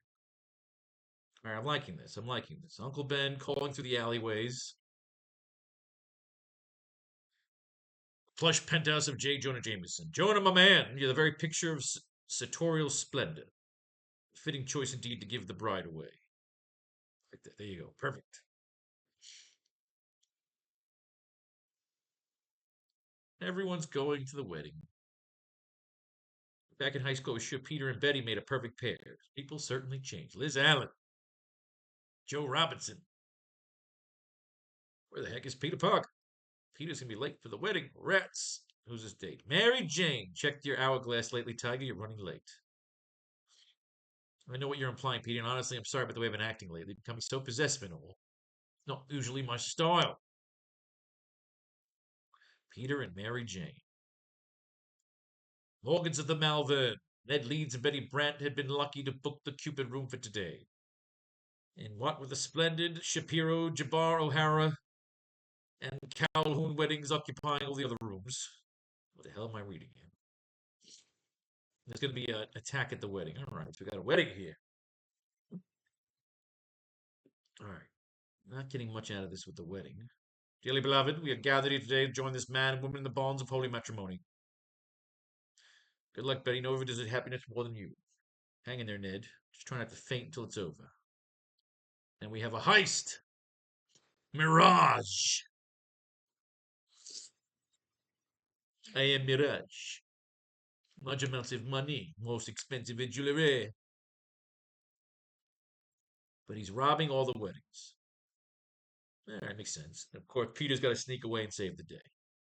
We're here to rob you blind. Don't worry, Miss Allen, I won't let him. Just want to know if you gentlemen would accept the check. As long as he can spend it. Really prophetic. Peter's going to slip out. He's going to kill the lights. He's going to fuck some shit up as Spider-Man. Why is Spider-Man at the wedding? Has anybody noticed that Peter's missing? Oh. Goddamn allergies. All right. All right. I think I know what we want to do here.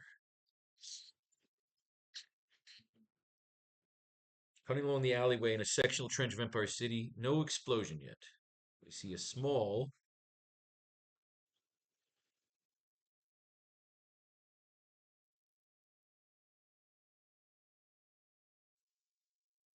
figure pacing along.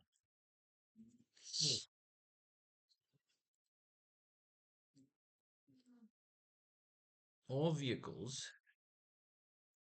and patrons keep passing as I want to have Uncle Ben here. Uncle Ben should be the one that stumbles upon them. All vehicles and patrons keep passing as the explosion is too small. Here we go. Cutting along an alleyway in a sectional trench of Empire City, we see a figure pacing along the night.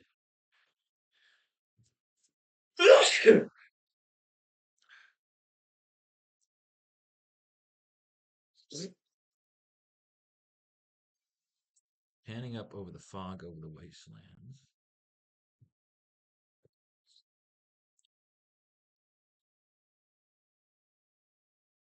Right. Greater.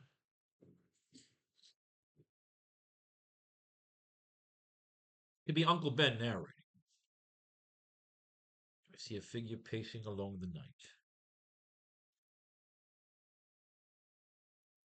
SFX of the beeps coming from the sensor tracker being held. The man walking in the alleyway. All right, so we get an Uncle Ben transition here. See a figure pacing along the night, holding looks like a tracking beacon.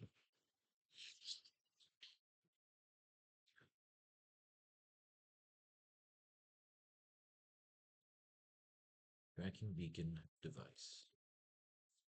Ugh. It's the effects of the beeps.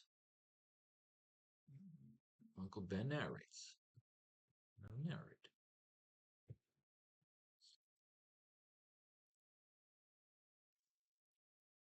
The sky bridge has been destroyed. Leaving the city, leaving Empire City, once again, untethered by the problems. Leaving Empire City, once again, untethered by the problems below. Mayor and the press tell us to move on. That all threats have been neutralized.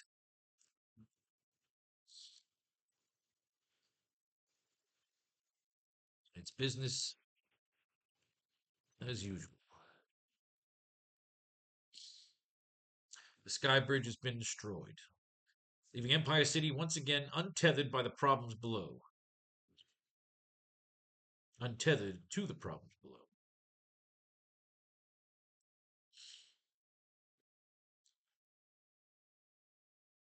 Leaving Empire City once again untethered to the problems below.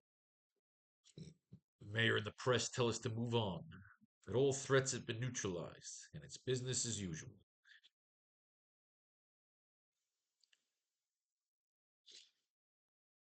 So what is he saying here? Skybridge has been destroyed, leaving Empire City once again untethered to the problems below. The mayor and the press tell us to move on, that all threats have been neutralized, and it's business as usual.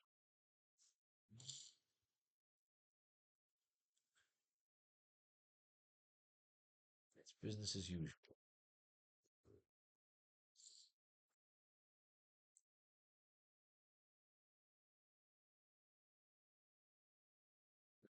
I don't want that. That all threats have been neutralized, and it's business as usual.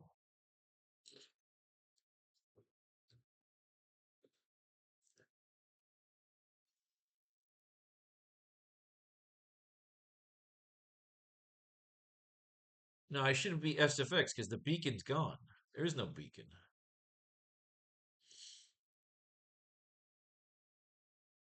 Currently, we see a sectional trench We see a figure pacing along the night, holding a flashlight. Now, it shouldn't be a flashlight, it's a lit up city. Cutting along an alleyway, we see a sectional trench of Empire City. The beacon's not working, so he shouldn't have it.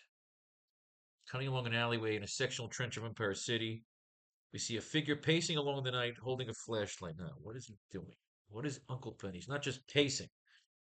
Always have your character doing something, holding something. What? Helps with the narrative. All threats have been neutralized.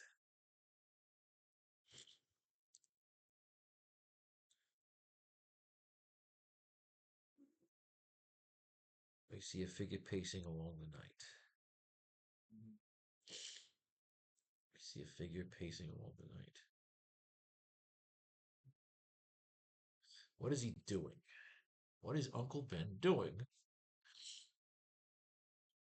A second from now, insect, you ain't gonna be standing anywhere. Okay, so Mirage and his boys are gonna try and shoot at Peter and fuck him up. Mirage is like WWF superstars when the Ultimate Warrior would come out and beat the shit out of a jobber. This is like Mirage. But maybe we could use something. Is he showing multiple visions of himself? Is this like multiple man?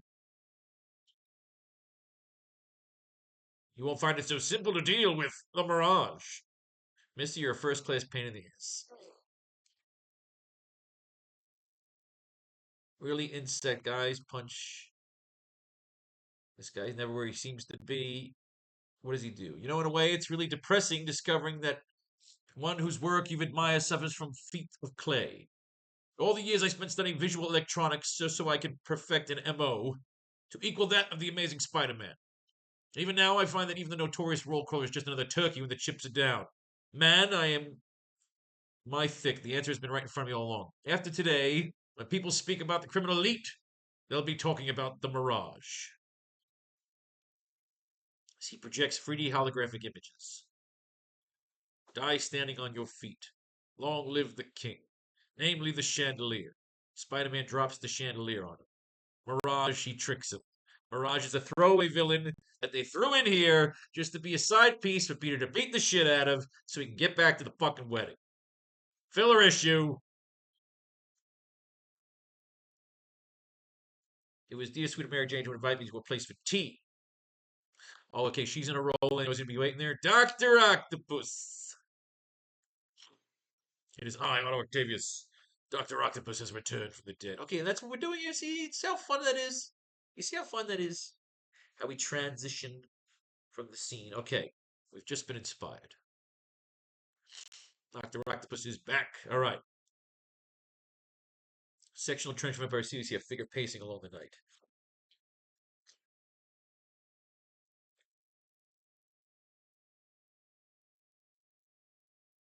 Tells us to move out all threats been neutralized, and it's business as usual.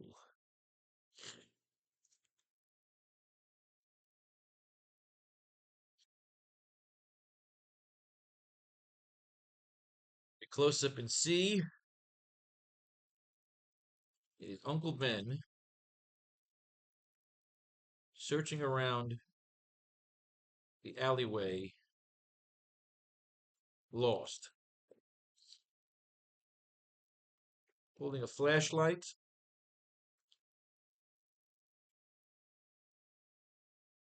Should he have a gun? No, he wouldn't have a gun, right? No, he should have a gun. Holding a flashlight and a gun.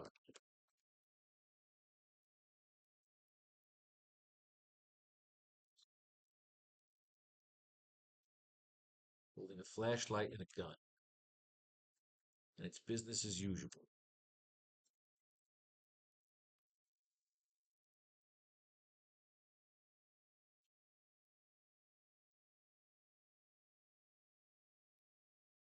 Then, we close up and see it as Uncle Ben, searching around the alleyway lost, holding a flashlight and a gun. Not a flashlight, because everything should be lit up. Holding a flashlight and a crowbar. There we go. Problem is, my nephew Still missing.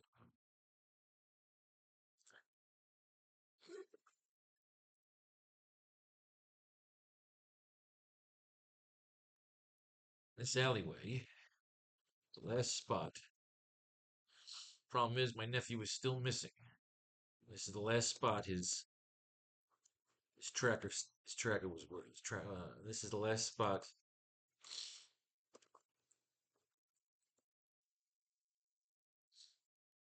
Problem is, my nephew is still missing. This alleyway is the last spot his tracker was live. This alleyway is the last spot his tracker was live.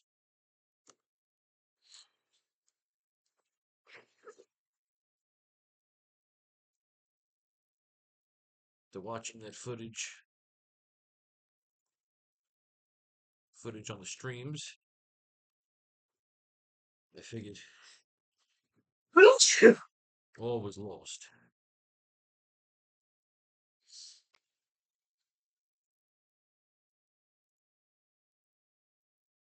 Looks like he has come upon a spot where Norman's secret lab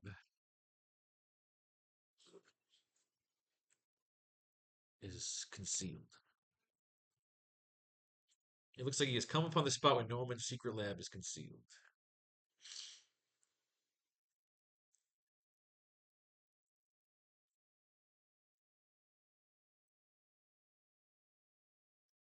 Problem is, my nephew is still missing. This alleyway is the last spot his tracker was live. After watching that footage on the streams, I figured all is lost.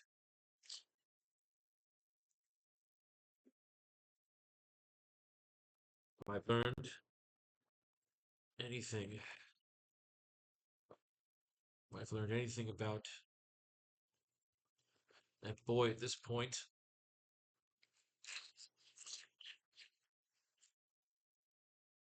I'm basically getting a transition here because I want to show Dr. O working with the lizard. Problem is, my nephew is still missing. This alleyway is the last spot his tracker was live. After watching that footage on the streams, I figured all was lost. If I've learned anything about that boy at this point, if I learned anything about that boy at this point,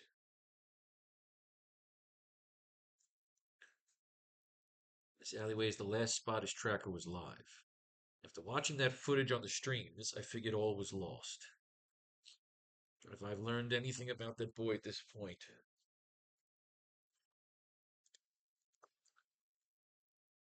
that fate seems to always intervene. That fate always seems to intervene.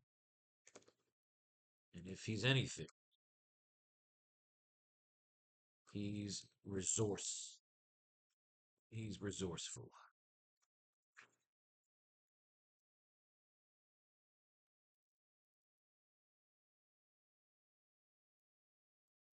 Just as it looks like Uncle Ben about to open the door of the secret lab,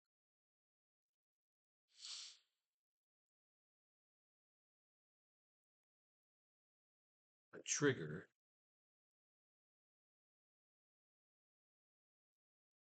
just as it looks like Uncle Ben is about to open the door of the secret lab, a small silent trigger goes off. SFX, the silent trigger.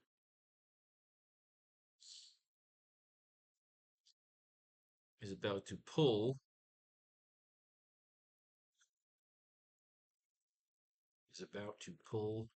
the latch on the door. Nothing like when your eyes are running and your nose is running while you're trying to write a fucking story. It does look like Uncle Ben is about to pull the latch on the door.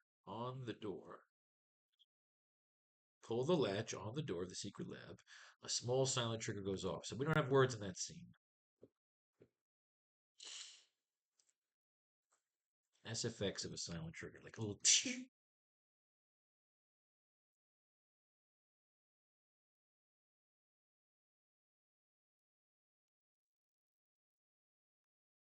Boom.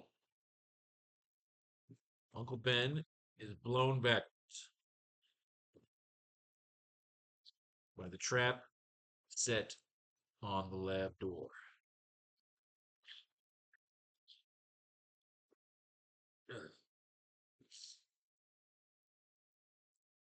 Uncle Ben is blown backwards by the trap set on the lab door.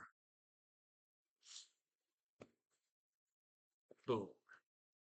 Even though it's a small, measured explosion, it's a small, measured explosive. Uncle Ben is blown backwards by the trap set on the lab door. Door latch.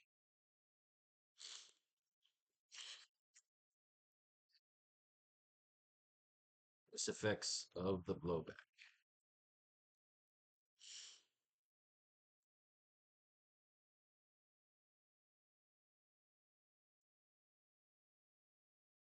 Like, we want to have a really cool monster shot here.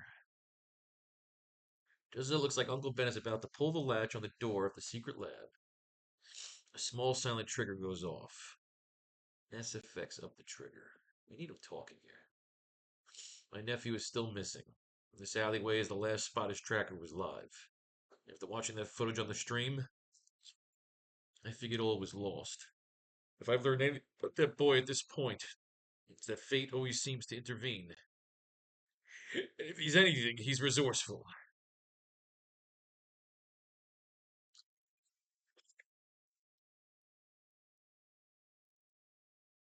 Pull the latch on the door of the secret lab, a small silent trigger. I mean, do we need a line there? We don't need a line there. Blown back. Do we want dialogue here, though? We need some dialogue.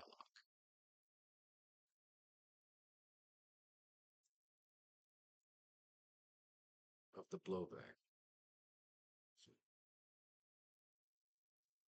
It needs some lines here. S effects of the blowback.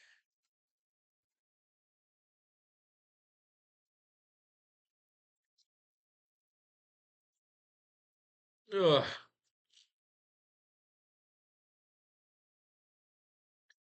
Even though it's a small measured explosive, Uncle Ben is blown backwards by the trap set on the lab door latch. S effects of the blowback.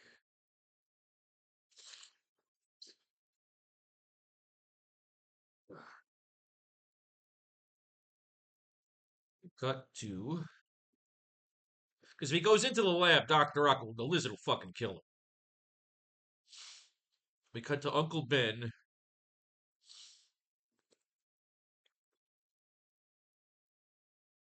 Slightly coming to under a pile of rubble.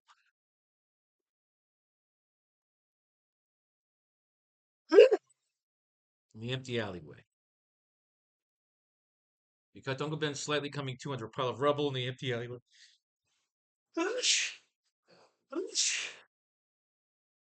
Can't have a life. Fucking allergies. Every time you sit down to write the allergies, decide, hey, let's fuck with them now. Get the clarity. Cut to Uncle Ben slightly coming to under a pile of rubble in an empty alleyway. In the empty alleyway.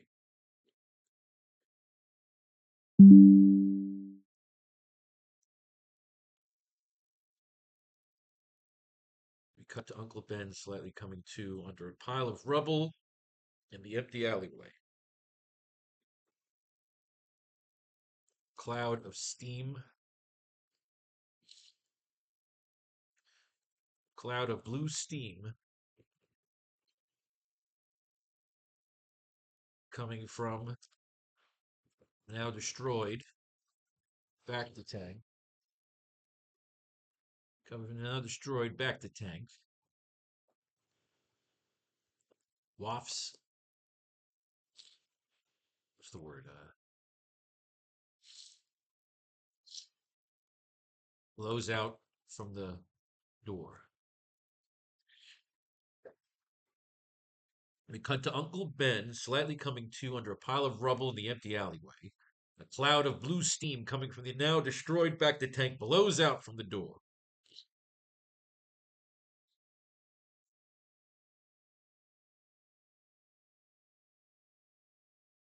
A cloud of blue steam coming from the now destroyed Bacta tank blows out from the door. All right, get another panel here.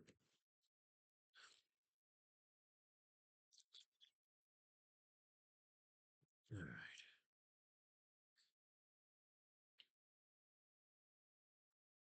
Does he have a crowbar and a gun? He needs a gun, right?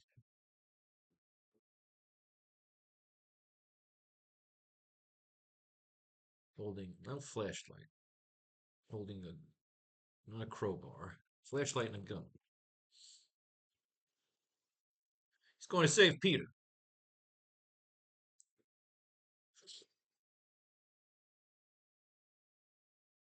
Yeah. We cut to Uncle Ben slightly coming to under a pile of rubble in the empty alleyway. A cloud of blue steam coming from the now destroyed Bacta tank blows out from the door.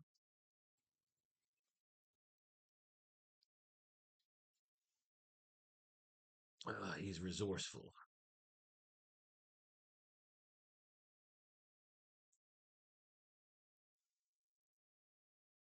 We cut to Uncle Ben slightly coming to under a pile of rubble in an empty alleyway. A cloud of blue steam coming from the now destroyed Bacta tank blows out from the door.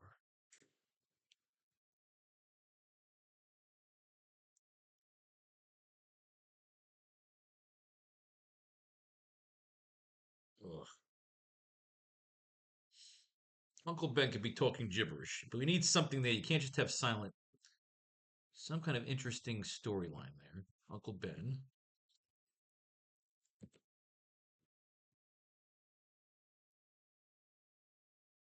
Uncle Ben.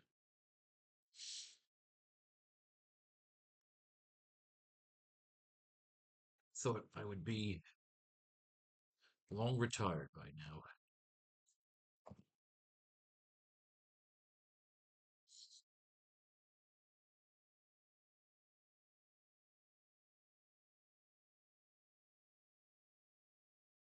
I thought I would be long retired by now. Maybe even work part time.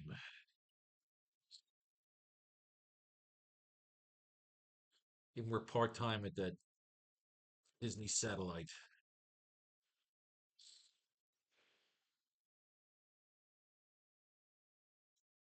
I thought I would be long retired by now. Maybe even work part time at that Disney satellite base.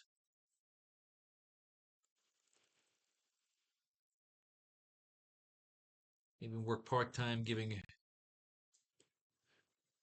tours at that Disney moon base.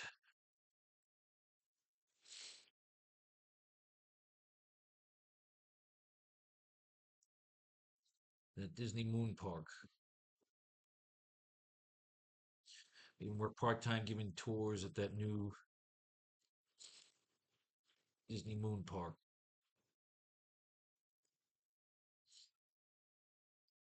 I thought I would be long retired by now. Maybe even work giving part time.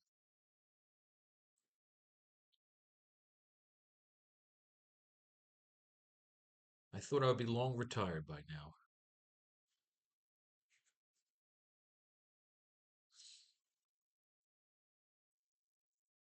Plan was to leave the empire. I thought I'd be long retired by now. The plan was to leave Empire City. The plan was to leave Empire City with May.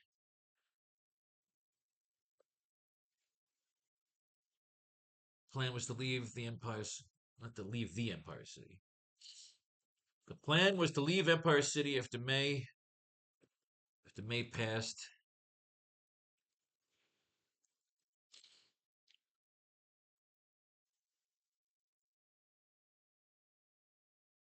Head for the tropics.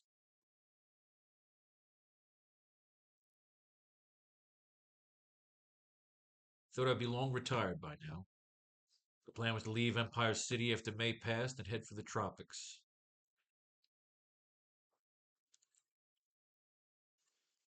Leave out my golden term on a fishing boat. About my golden term chasing marlins. Chasing marlins and trout. Then the war happened.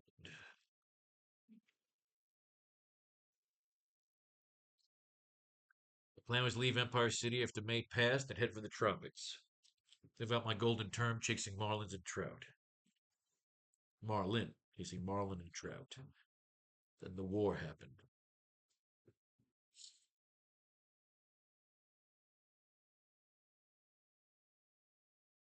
Actually, you mentioned May passed. I thought I'd be long retired. The plan was to leave Empire City after May passed and head for the tropics. Live out my golden term chasing marlin and trout. Then the war happened. War ended.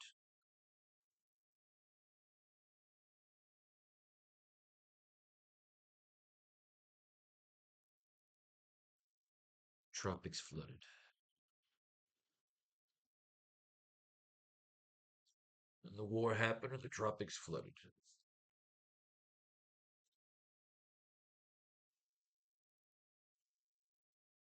I thought about the Orient.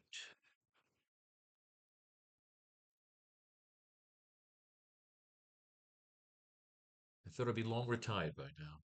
The plan was to leave Empire City after May passed and head for the tropics. Live up my golden term chasing marlin and trout. Then the war happened and the tropics flooded. So I thought about the Orient.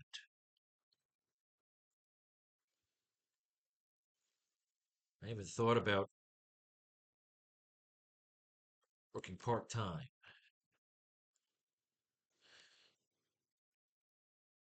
giving air tours on that new Disney moon base,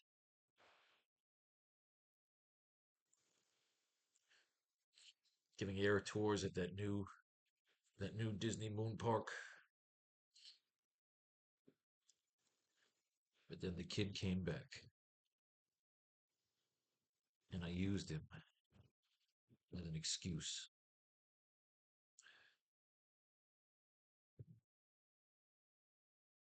But then the war happened and the tropics flooded. So I thought about the Orient. I even thought about working part-time, giving air tours at that new Disney moon park.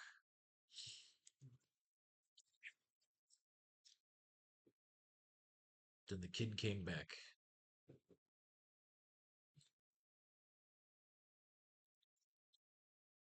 That new Disney moon park. But then the kid came back, and I used him as an excuse.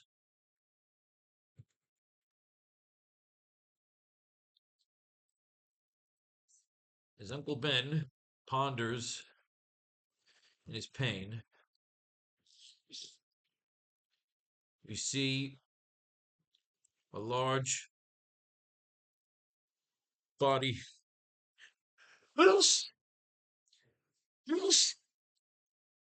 See a large body emerging from the blue. Get it! Can't have a fucking life. And then the kid came back. And I used him as an excuse. As Uncle Ben ponders in his pain, we see a large body emerging from the blue fog. It looks like a large reptilian foot.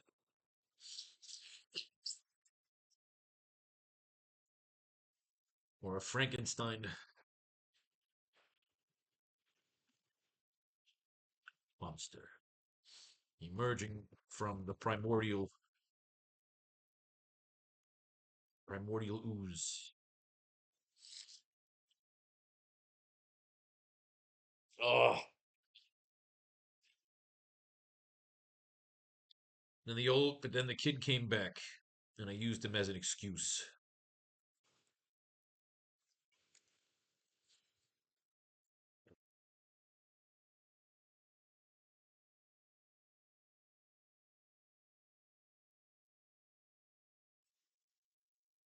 Because, quite frankly,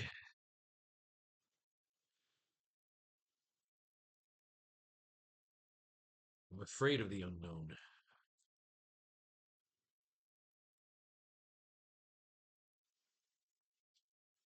Kid went out there into the world. Yeah. As Uncle Ben ponders in his pain, we see a large body emerging from the blue fog. What looks like a large reptilian foot or Frankenstein monster emerging from the primordial ooze.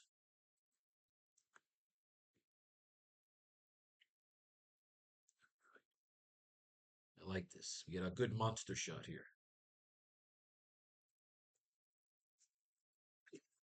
Frankly, I'm afraid of the unknown.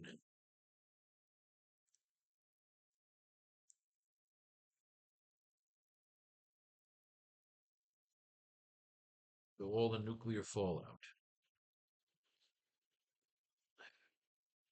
Who knows what type of monsters lurk below? After all the nuclear fallout. Quite frankly, I'm afraid of leaving the city.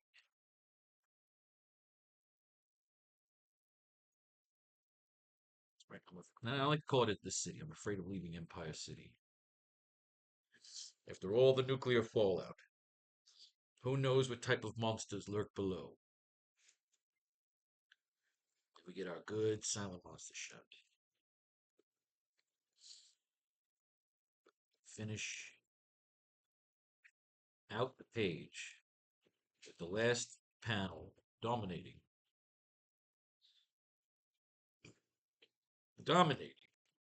essentially the entire page.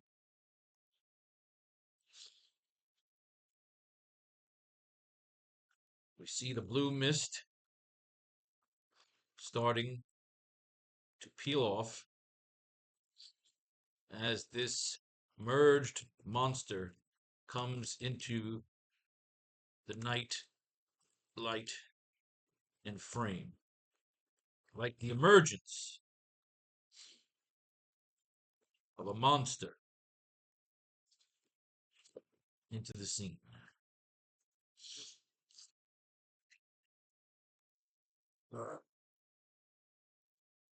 Oh, god damn it.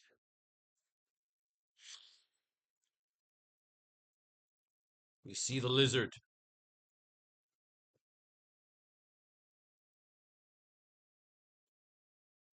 all decked out in the long, torn lab coat of Norman Osborn.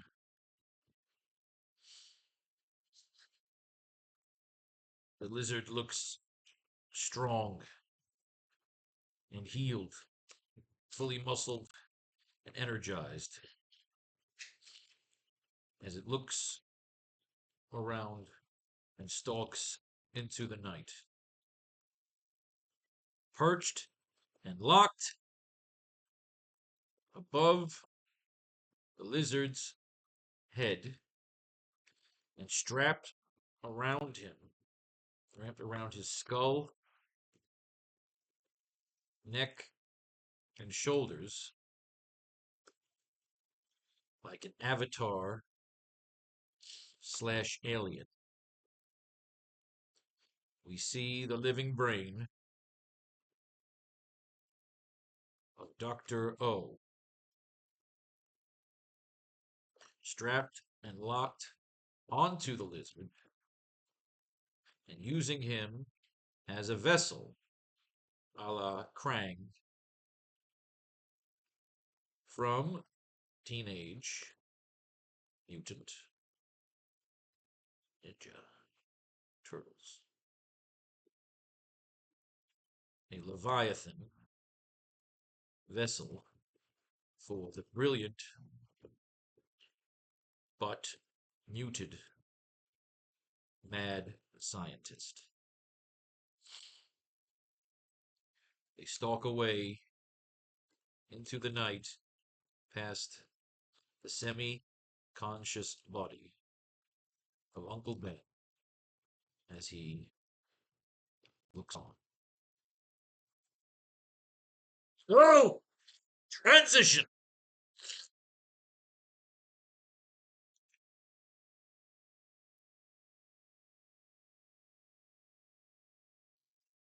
All right. Let me get over here.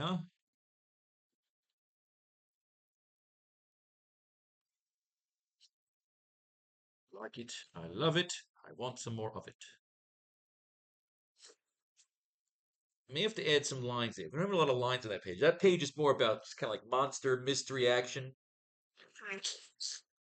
It's Uncle Ben looking for Peter, and then we have the escape of Dr. O using the lizard as his vessel.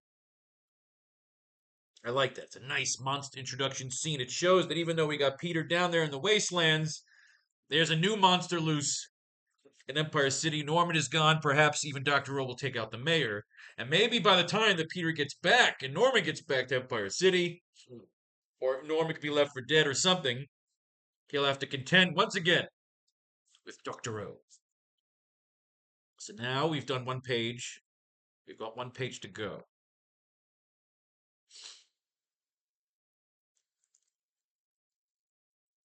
All right.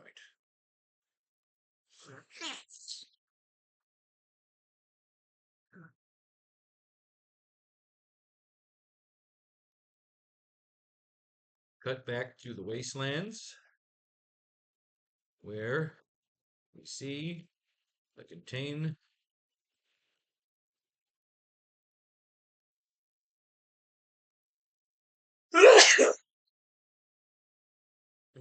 He's cut back to the wastelands where we see the containment vehicle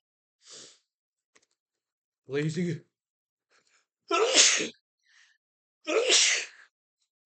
Blazing along the trail.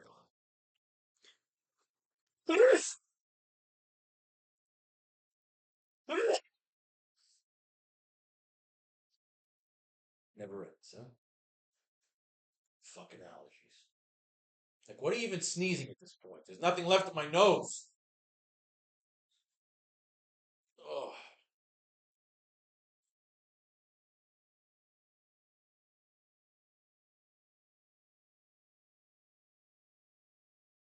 Uncle Ben doesn't free the lizard. He's getting free, but we use Uncle Ben because we need to figure out what the fuck he's doing while Peter's missing. So now we have him as the bridge. Now we cut back to the wastelands where we see the containment vehicle blazing along a trail.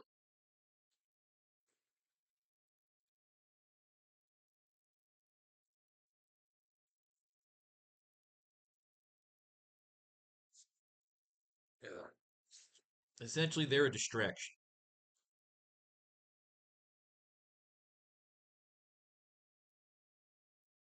Caption. Cross the panel reads. Meanwhile, back in the wastelands below.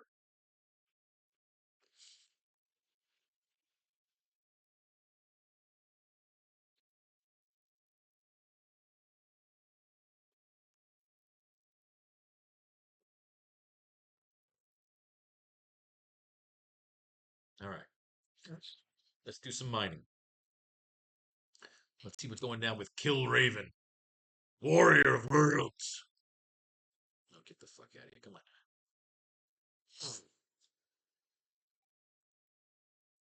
What happened here?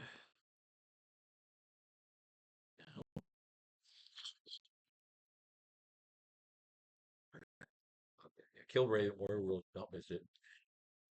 Oh, yeah. They're going to have letters to team up. What are they going to tell them? How much it sucks? All right. Kill Raven. War of the Worlds has never been wilder. Spidey battles the Martians in the most earth-shaking struggle of all. You'll never forgive yourself if you fail to read Future Shock. Ugh. Got die my allergy attacks here first. Oh, oh, it sucks.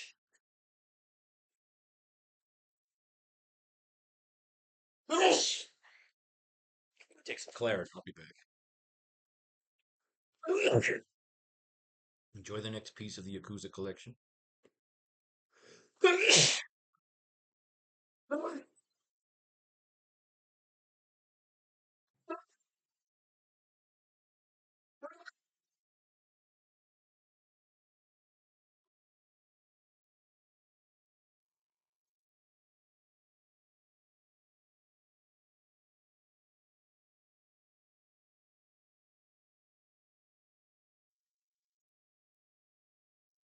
Yeah, it's down slowly. Takes forever to write 2 fucking pages because of allergies. That's why we get high. Because I got high. Because I got high. All right, where are we? That one's next. This one now. Killed Raven. All right, kids. One page. Sometimes it takes a while. Would you tell me, please, which way I ought to go from here? That depends on a good deal on where you want to get to, said the cat. I don't much care for where, said Alice. Then it doesn't matter which way you go, said the cat. All right, so he's still down there in Salem. He's depressed about seeing people hanged. This asshole Cotton Mather was just really annoying. Was probably one of the more annoying fucking characters I've ever heard about. He jumps into the time machine and maybe it shoots him forward. The time machine. Where does he go?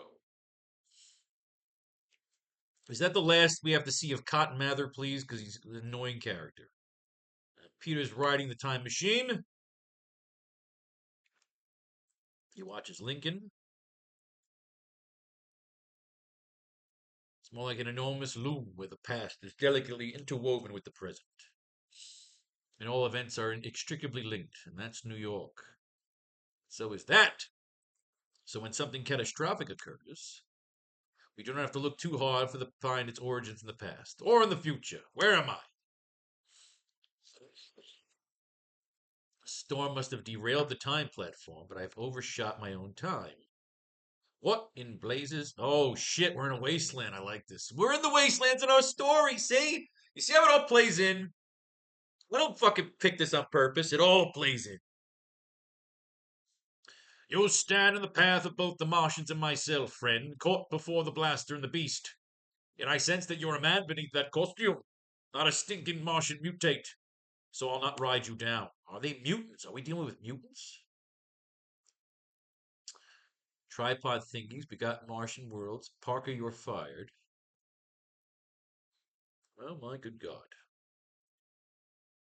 Will you stand with me, help me turn the devils? Will you fight beside Killraven? I'm with you, Red. I have with the foggiest notion. All right, so he's riding with Killraven. They're fighting the Martians. A certain Carmilla Frost often says that I lack strategy, but I feel I should suggest our next maneuver. Run! Run, Luke, run! All right, you've toppled it. Plexiglass shields. All right, what do we got here? Hellish Scar, who started me out, not some sniveling slave of the Martian overlords. Renouncing his humanity for the reward of hunting others more human than himself. So we have a Martian apocalypse going on here, and Spider-Man is teaming up with Killraven to help stop the Martian apocalypse. We can bring in some fucking Martians. I'm all for it. They could be Spider-Man in this car could be taken out by Martian tech. Timber looks like Red's gonna need some help. Flyers save scum if you don't stop, just what the doctor ordered. Toss him the gun. Killraven blows somebody out of the fucking sky. Would have slain us frying our own juices. Leader of the Freemen. All right, remember, they're in the wastelands now. This could be very similar to where we are in the story. Only thing I don't. Where am I? When am I? You don't know. No, I can see you don't. This is the year 2019. Holy shit. Just 18 years since the second Martian invasion of Earth. Unlike the first, this one was a success. Interesting.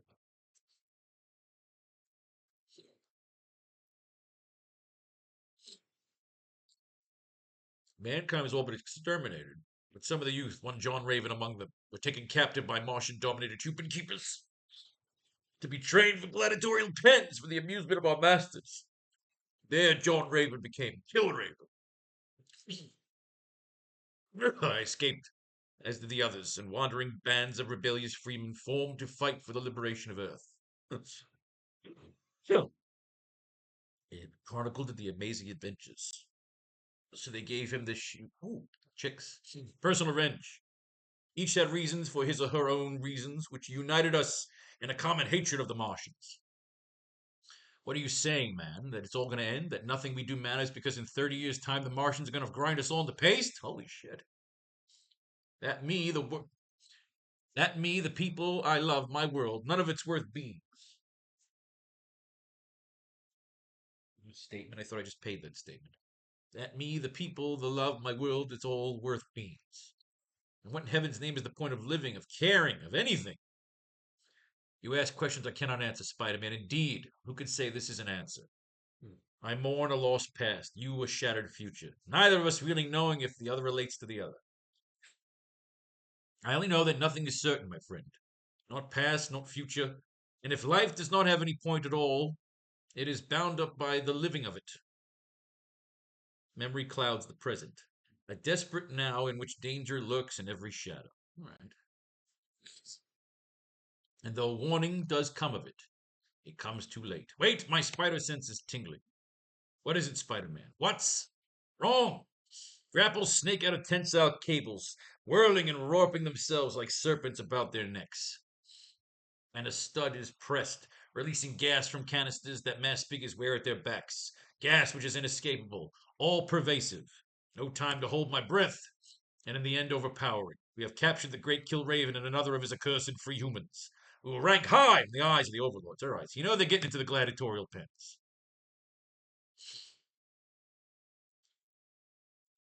Softness that hides danger. Or they're being sucked through. Giant spiderweb. Volcana ash. But you're with Adam and Eve searching for your sister. Amazing adventures. See, they're trying to give him the rub so that you go and buy Amazing Adventures and read about this fucking asshole on Mars. But I'm interested. I like Martian stories. I mean, you are in trouble, aren't you? You do need me, don't you? They're fucking with him. Of course you know it, Parker. Do you really think you could ever forget the Green Goblin? All right, so they're hallucinating. The Martians are fucking with their brains. We got Volcana Ash.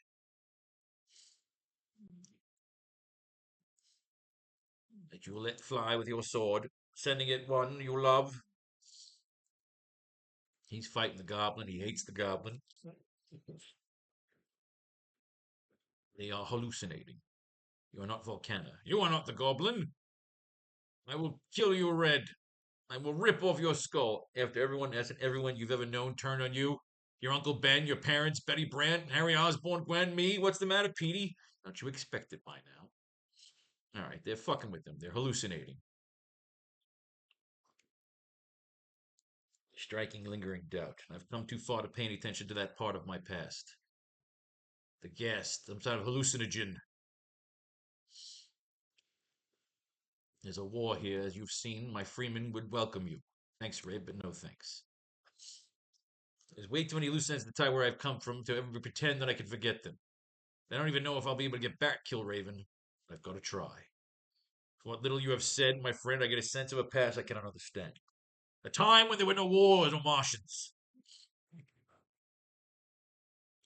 All right. So Spider-Man just ditches him? The air shimmers over the red main warrior of the worlds. Why does he go with him?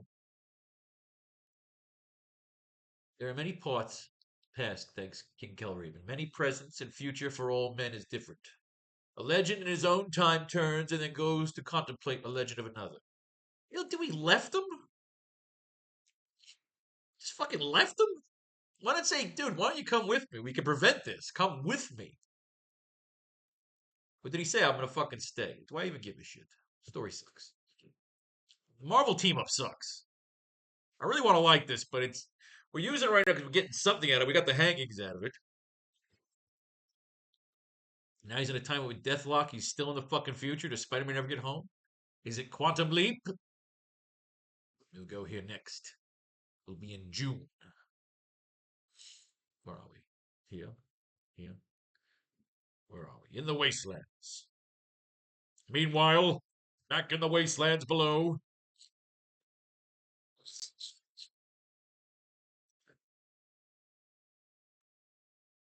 we cut back to the wasteland where we see the containment vehicle blazing along a trail.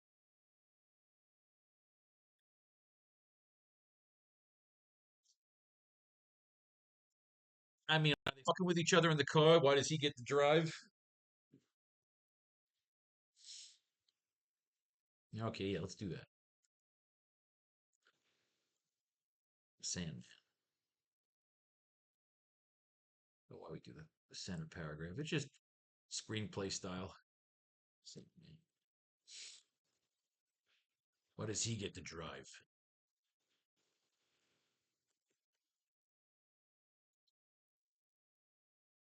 Why does he get to drive?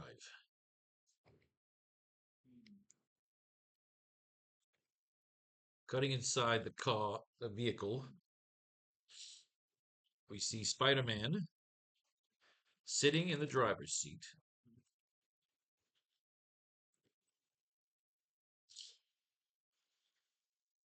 Next to him,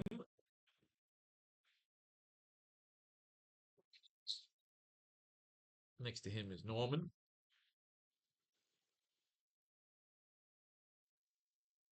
And behind them,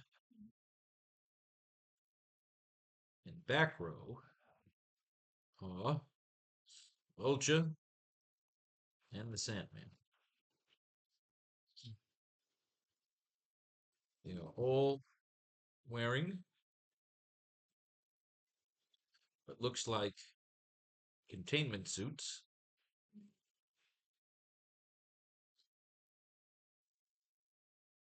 almost looking like a tight clad, makeshift, alternative, evil, not evil, twisted, Fantastic Four.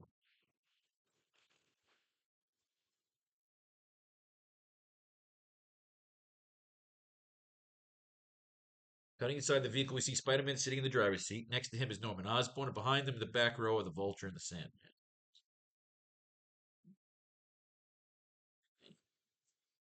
They are all wearing what looks like containment suits, almost looking like a tight clad, makeshift, alternative, twisted Fantastic Four. Why does he get to drive?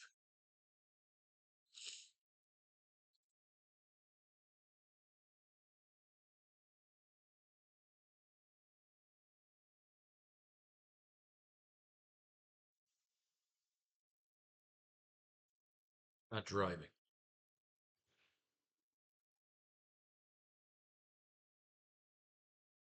I'm not driving.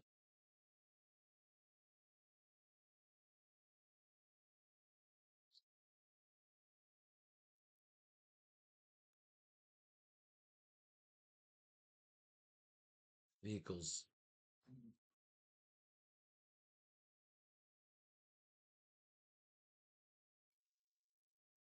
The vehicle's traveling the predetermined route.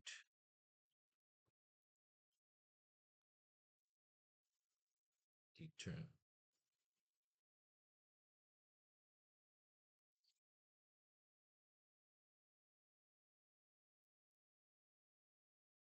I'm not driving. The vehicle's traveling the predetermined route.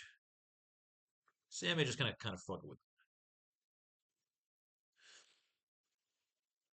Why do you two get to sit in the front?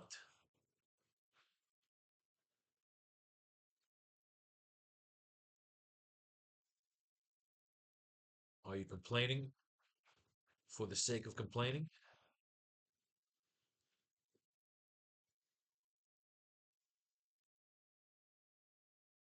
Are you complaining for the sake of complaining?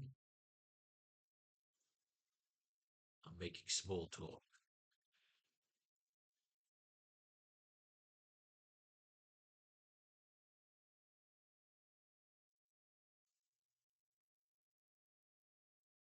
Unless you can play with the radio.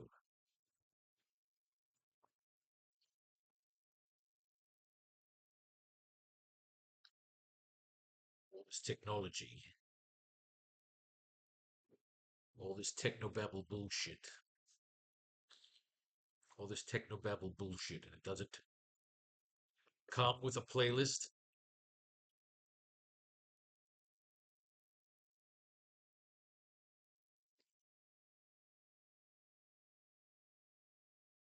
Nick Fury.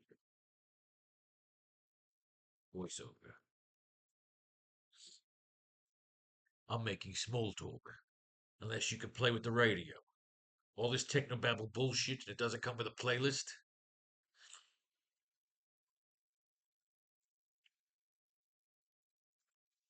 It does actually, Marco. It does actually, Marco.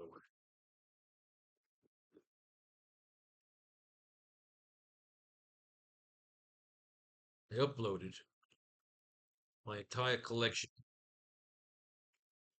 of vintage gems.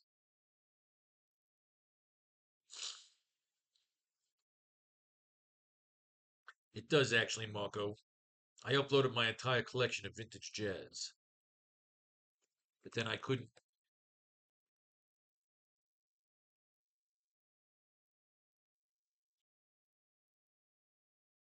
But then I couldn't monitor your vitals. But then I couldn't monitor your vitals without stamping my feet or eavesdrop on your conversation.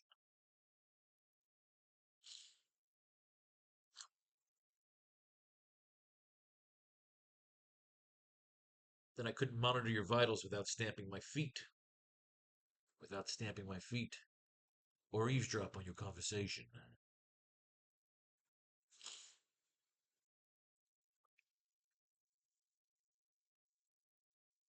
Fuck off, Fury. No, just keep it at Sandman.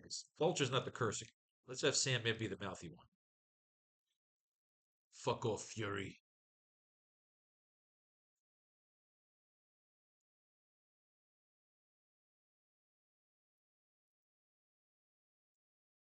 You should be doing this yourself.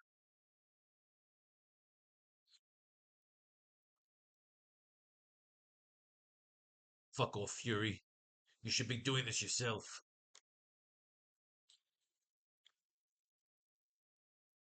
I would be.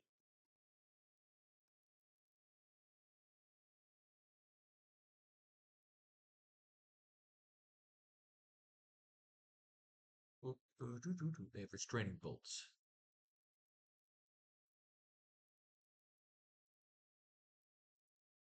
Albeit with restraining bolts attached. Here we go. Restraining bolts attached. I'm not driving. The vehicle's traveling the predetermined route. Then why do you two get to sit in the front? Are you complaining for the sake of complaining? I'm making small talk. Unless you can play with the radio. All this technobabble bullshit and it doesn't come with a playlist. It does actually, Marco. I uploaded my entire collection of vintage jazz. But then I couldn't monitor your vitals without stamping my feet. Or eavesdrop on your conversation. Fuck off, Fury. You should be doing this yourself. I would be. I will be. Once you boys plow the road.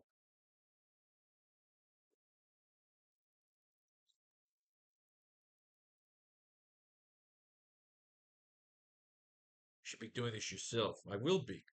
Once you boys plow the road. Paying your debt. Paying your debt to society.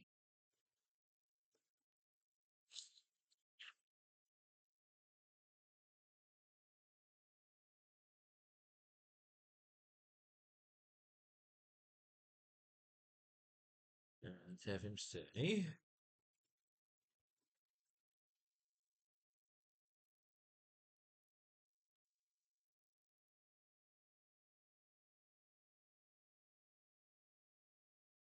Why is he bringing them down? I will be. Once you boys plow the road. Paying your debt to society.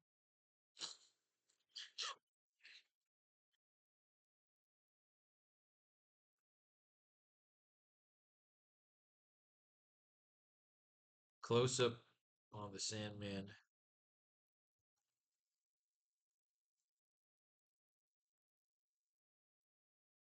Angry and bleeding.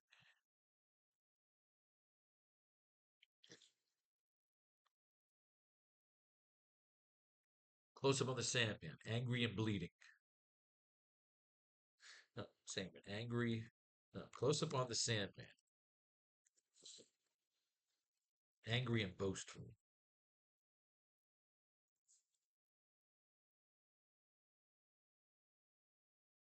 Go again.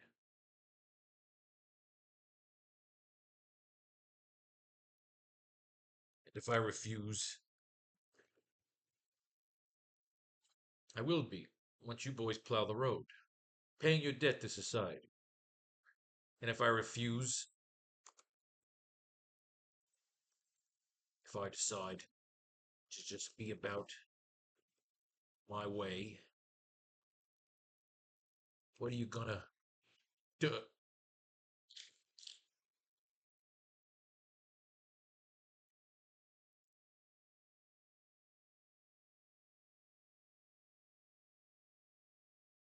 Close up shot of the Sandman, restraining, bolt triggering, making head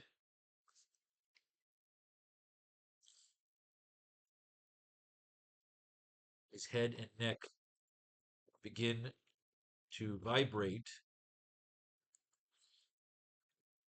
and shock, even forming small shards of glass at the base of his neck.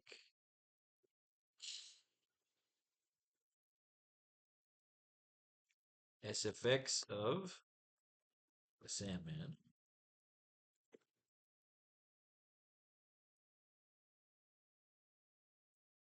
The vulture looks on,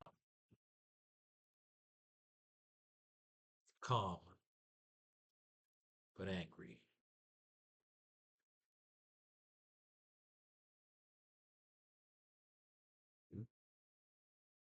Do, do, do.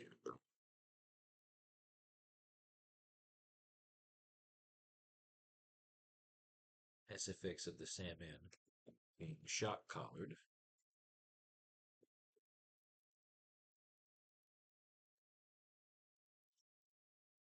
And vibrating.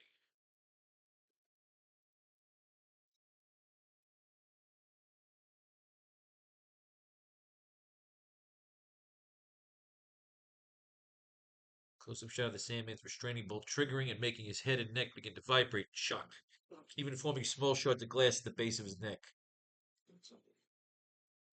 The vulture looks on calm but angry. SFX of the Sandman being shock collared and vibrating.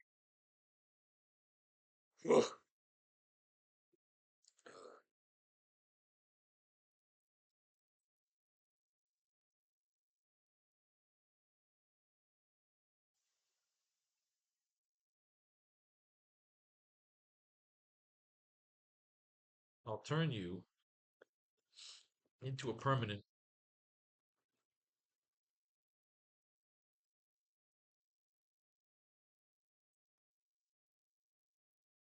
I'll turn you into a permanent sculpture, and I'll donate you.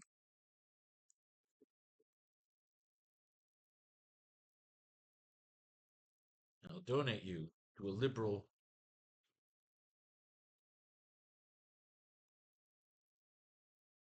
And I'll donate you to a liberal college in Europa.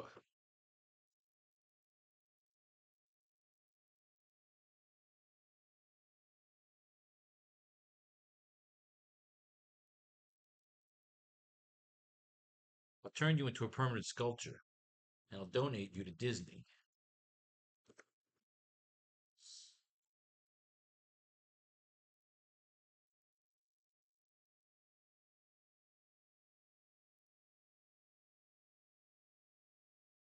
I'll turn you into I'll turn you into a permanent sculpture, and I'll donate you to Disney. Spend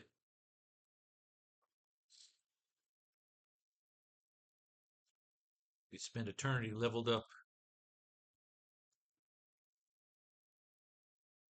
You could spend eternity leveled up and steal pigeon shit.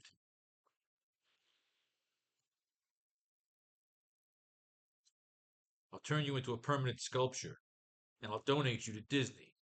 You could spend eternity leveled up and steal pigeon shit.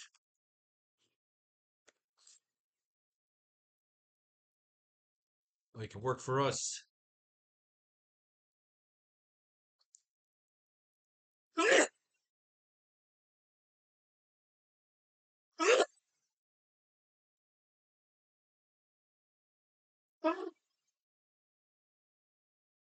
A man die of an allergy. I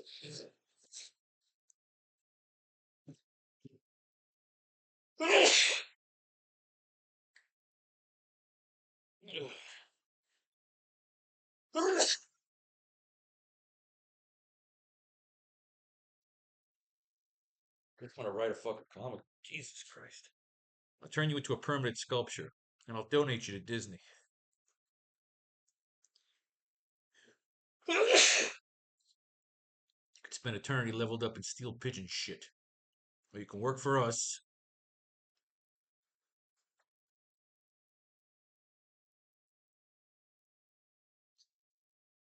You could work for us. Get another step closer. Get another step closer to stabilizing.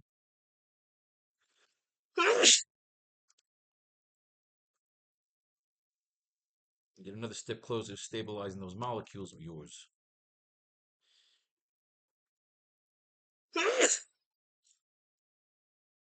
Or you can work for us. Get another step closer to stabilizing those molecules of yours.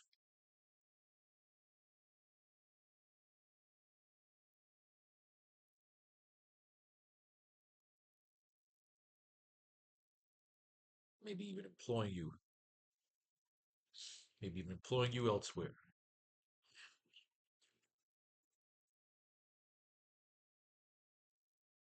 Ugh.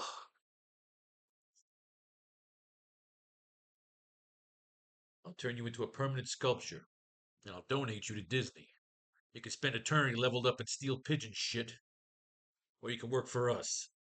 Get another step closer to stabilizing those molecules of yours. Maybe even employing you elsewhere. Leading you towards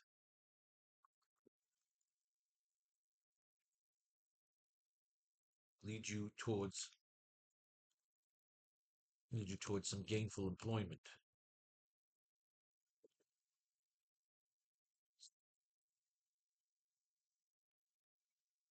Sculpture. That's it then.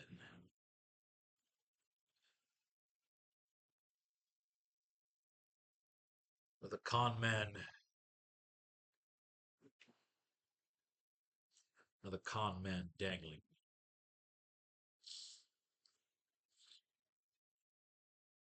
That's it then. Another con man dangling hope. Another con man dangling hope at the end of a sword.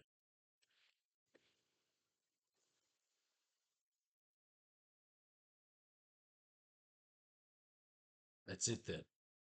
Another con man dangling hope at the end of a sword.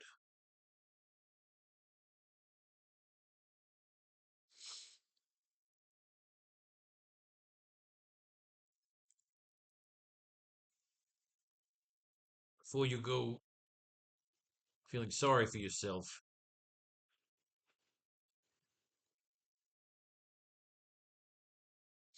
before you go feeling sorry for yourself, Tombs, who do you think was bringing in those scientists?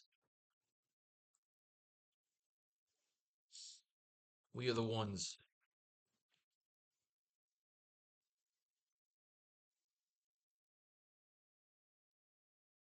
Before you go feeling sorry for yourself, Tombs, who do you think was bringing in those scientists?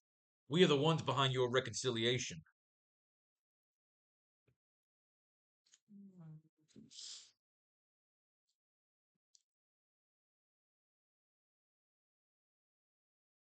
We are the ones behind your reconciliation.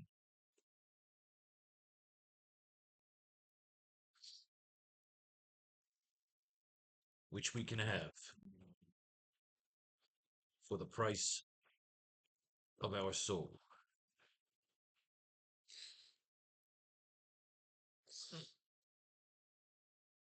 Before you go feeling sorry for yourself, Toombs, who do you think was bringing in those scientists? Who do you think was bringing those scientists to Empire City?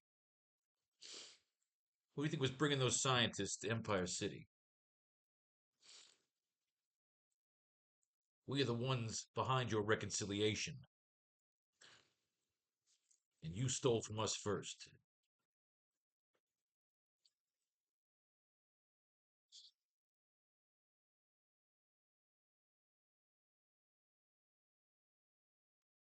And you stole from us first. That's baby shit. Before you go feeling sorry for yourself, Toombs, who do you think was bringing those scientists to Empire? Who do you think was bringing those scientists to Empire City? All right, good.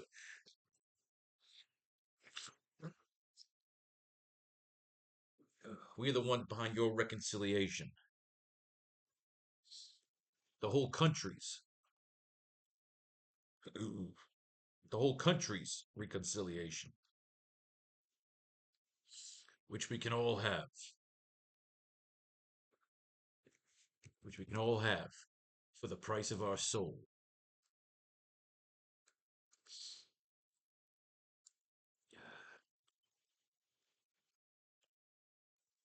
No one said it would be easy. No one said it would be easy. Only that it was possible.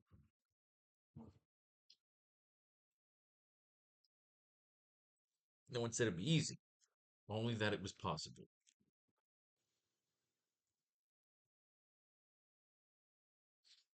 Before you go feeling sorry for yourself, Toombs, who do you think was bringing those scientists to Empire City? We are the ones behind your reconciliation. You stole from us.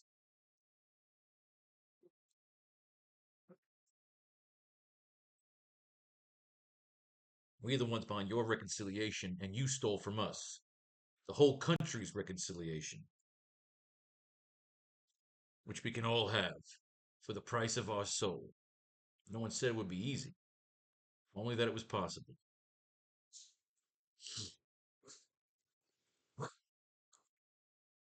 Vulture hands over to look at Norman Osborn, who sits silently, watching over the wasteland passing by in the window.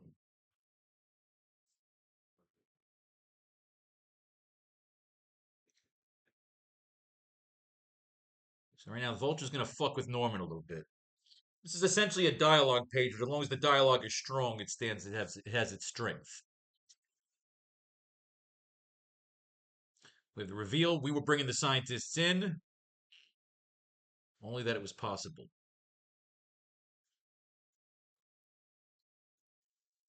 We're trying to rebuild the country. We're trying to rebuild this country. We're trying to rebuild the United States. No one said it would be easy, only that it was possible.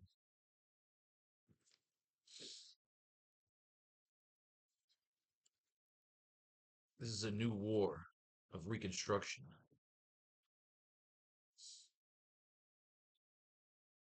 This is a new war of reconstruction. You've been drafted. All of us have. You're saying I don't want this either. And you've been drafted. All of us have.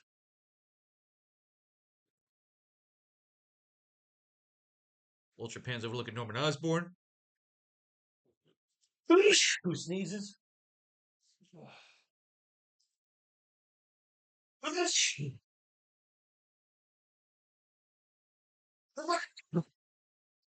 never read a comic book.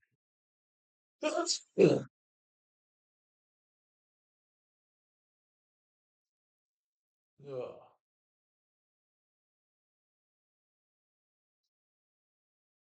Yeah. Where were we? Sit silently watching over the wasteland passing by in the window.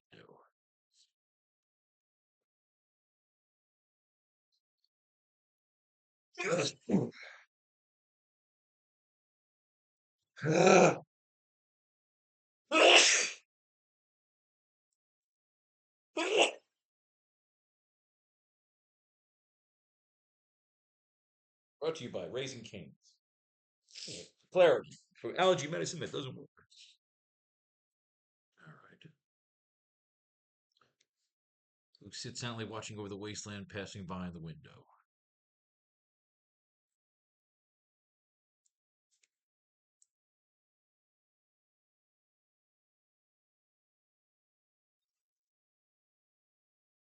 Watches the wasteland passing by in the window.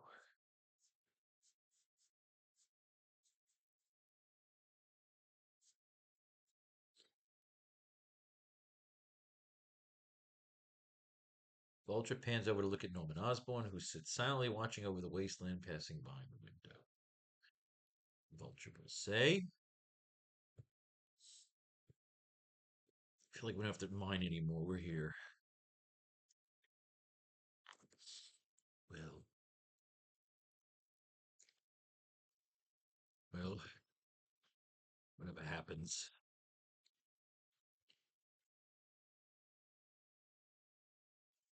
At least they roped you in as well. At least they roped you in as well, Osborn. At least they roped you in as well, Osborn. Now you finally get to see. At least they roped you in as well, Osborn. Now you finally get to see what it's like to be used.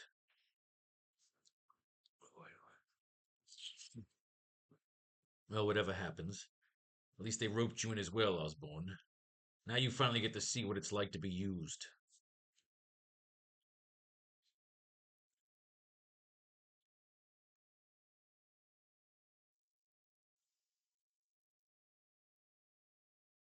You are pretty quiet. You are pretty quiet, Norman.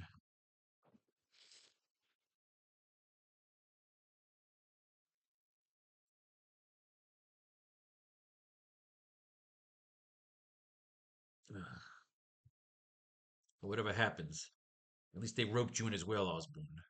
Now you finally get to see what it's like to be used. You are pretty quiet, Norman.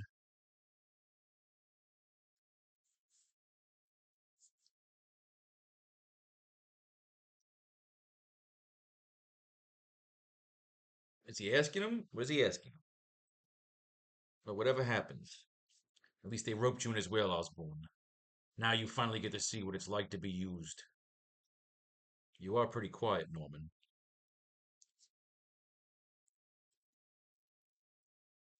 Care to share any thoughts? Care to share any thoughts, insights, poetry?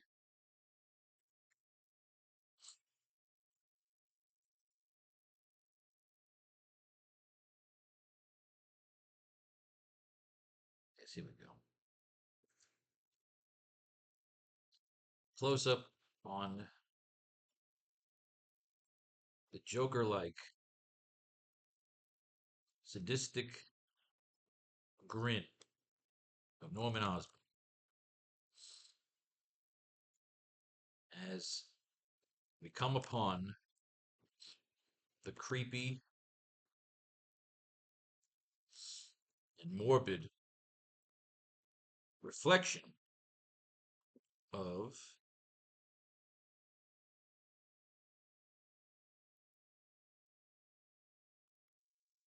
of hanging bodies marking territory of the scavengers and terrorists who are ruling the surrounding wastelands.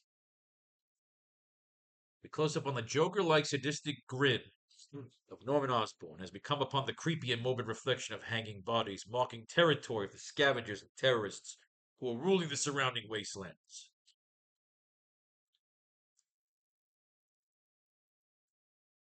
I need all the restraining bolts to trigger.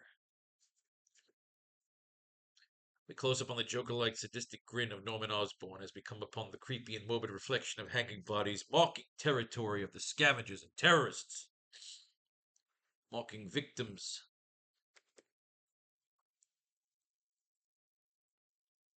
Victims and territory of the scavengers and terrorists who are ruling the surrounding wastelands.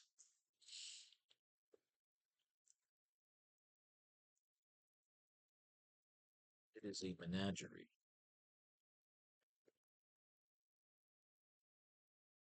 Awful. Waste. Chaos. Of lost souls.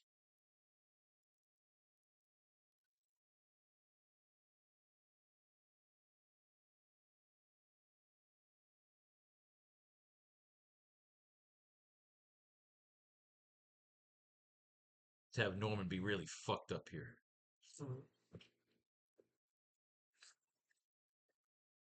Like, he's our Joker, you know? Osborn. Oh. I'm just admiring the view. God fucking.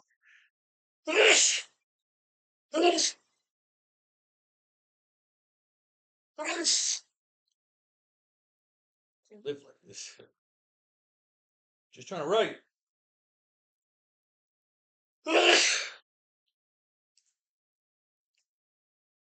How many sneezes in one class?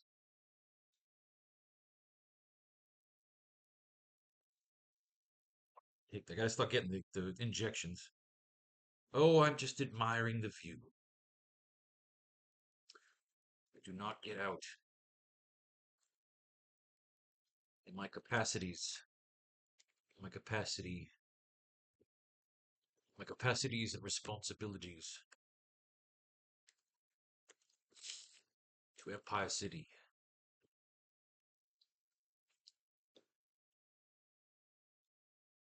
Oh, I'm just admiring the view. Yeah. I do so fail to get out. Oh, I'm just admiring the view. I do so fail to get out city enough to appreciate the splendor, sprawl. Oh, I'm just admiring the view. I do so fail to get out of the city enough to appreciate the splendor, the sprawl.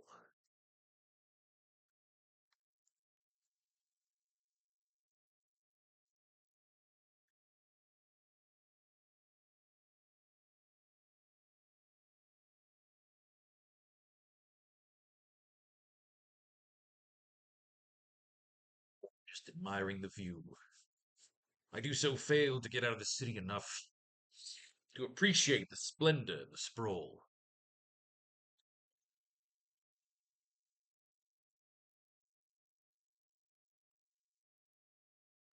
You are a sick bastard.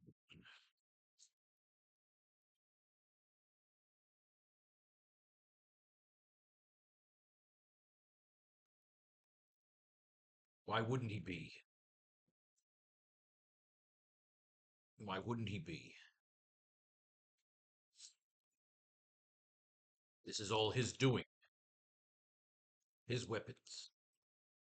His technology. His design.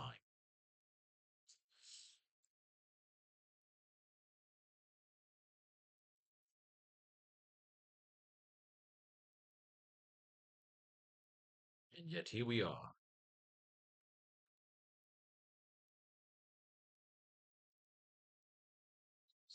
And yet here we are together. Gods among men.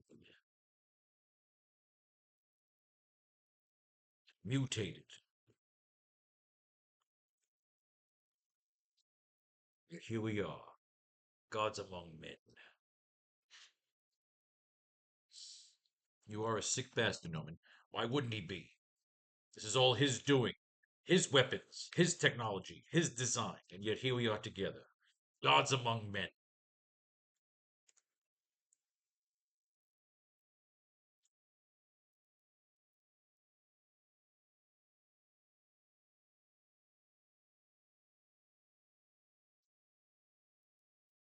Given powers and abilities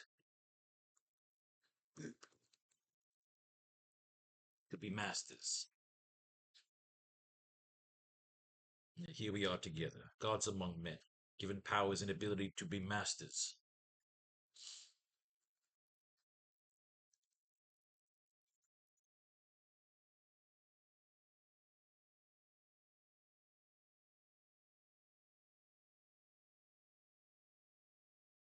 Call mutations. I call gifts.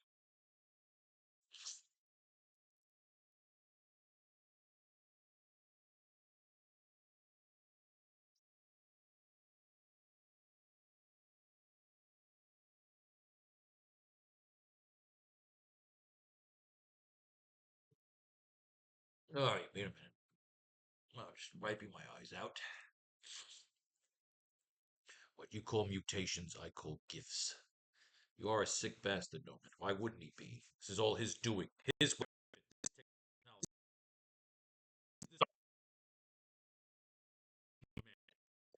and abilities to be masters. What you call mutations, I call gifts.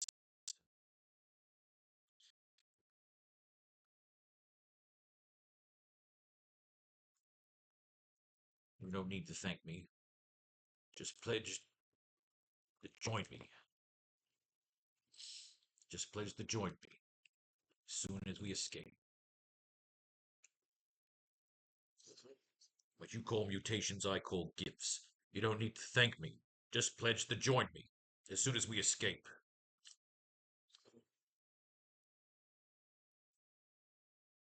All right, so what are we on there? We're on to panel 6. Let's add another panel.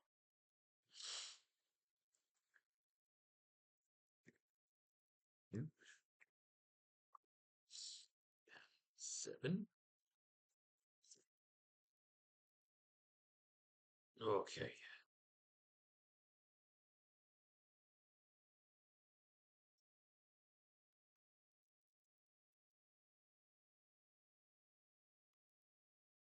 Vulture and Samuel start to get aggressive towards Norman, and all their restraining bolts will trigger. Aggressive towards Norman.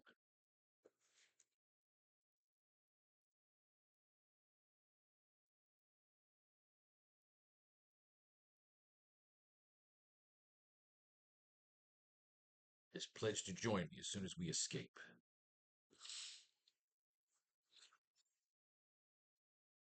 Alright, so we need them both flipping the fuck out right now.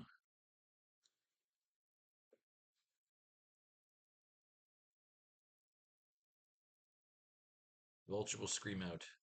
Spider-Man will scream out. Join you?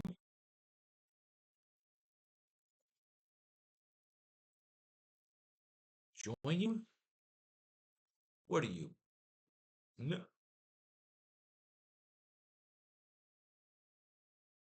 Sandman will scream. Because he's the temperamental. Vulture's the older, calm one. Gifts?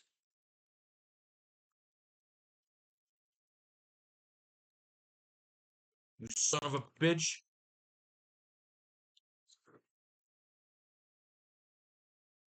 For years. Do you know? You gifts? You son of a bitch. For years. Do you know what it's like to live as a ghost?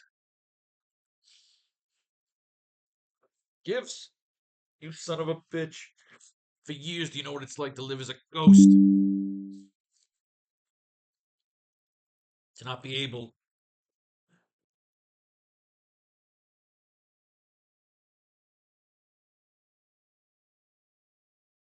to not be able to to not be able to concentrate long enough to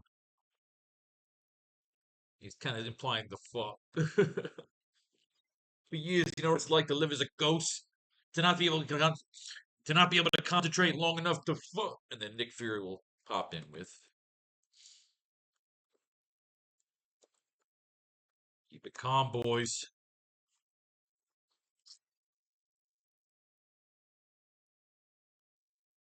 We have to be prepared."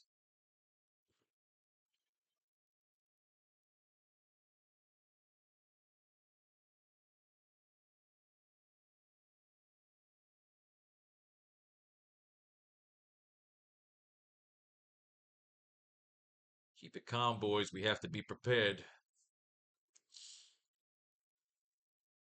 And Sandman will scream, "Fuck off, Fury."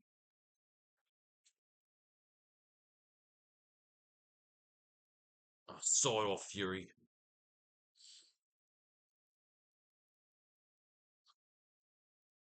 Saw it off, Fury.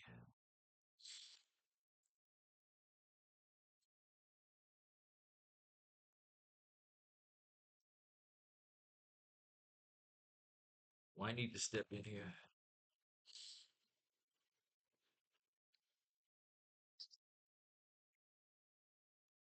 We'll finish it with panel 8. SFX flows throughout. Car as Osborne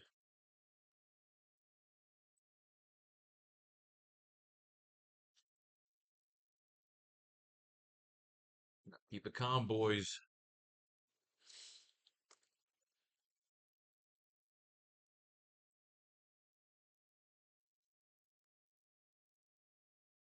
Keep it calm, boys. My fingers on the button. Keep it calm, boys. My fingers on the button. I saw it off, Fury. I'm doing this prick. I'm doing this prick now. Now we either have an explosion here, because they're attacked.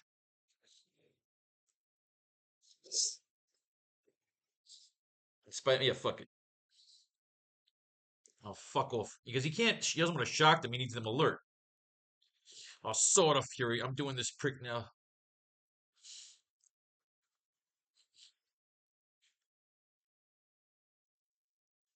My spider sense is boom.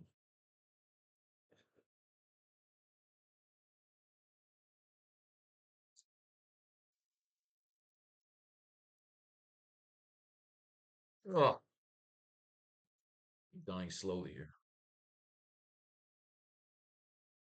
All right.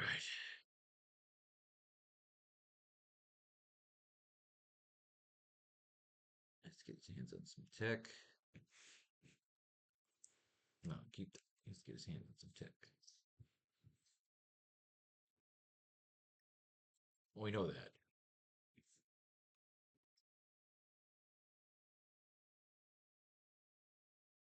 Still very Venice, because the flooding.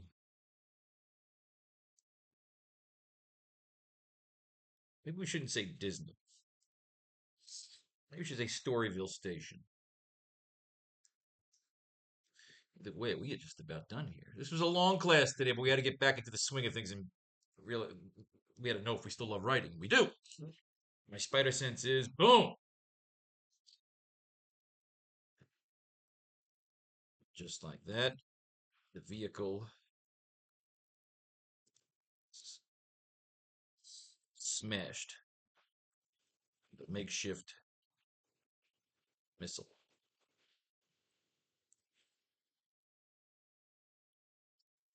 Ugh.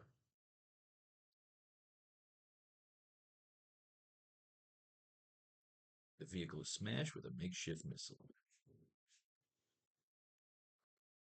We're going to end class there. 15 and 16 are in the books. The makeshift missile, which sends the vehicle's trigger mechanism into the air.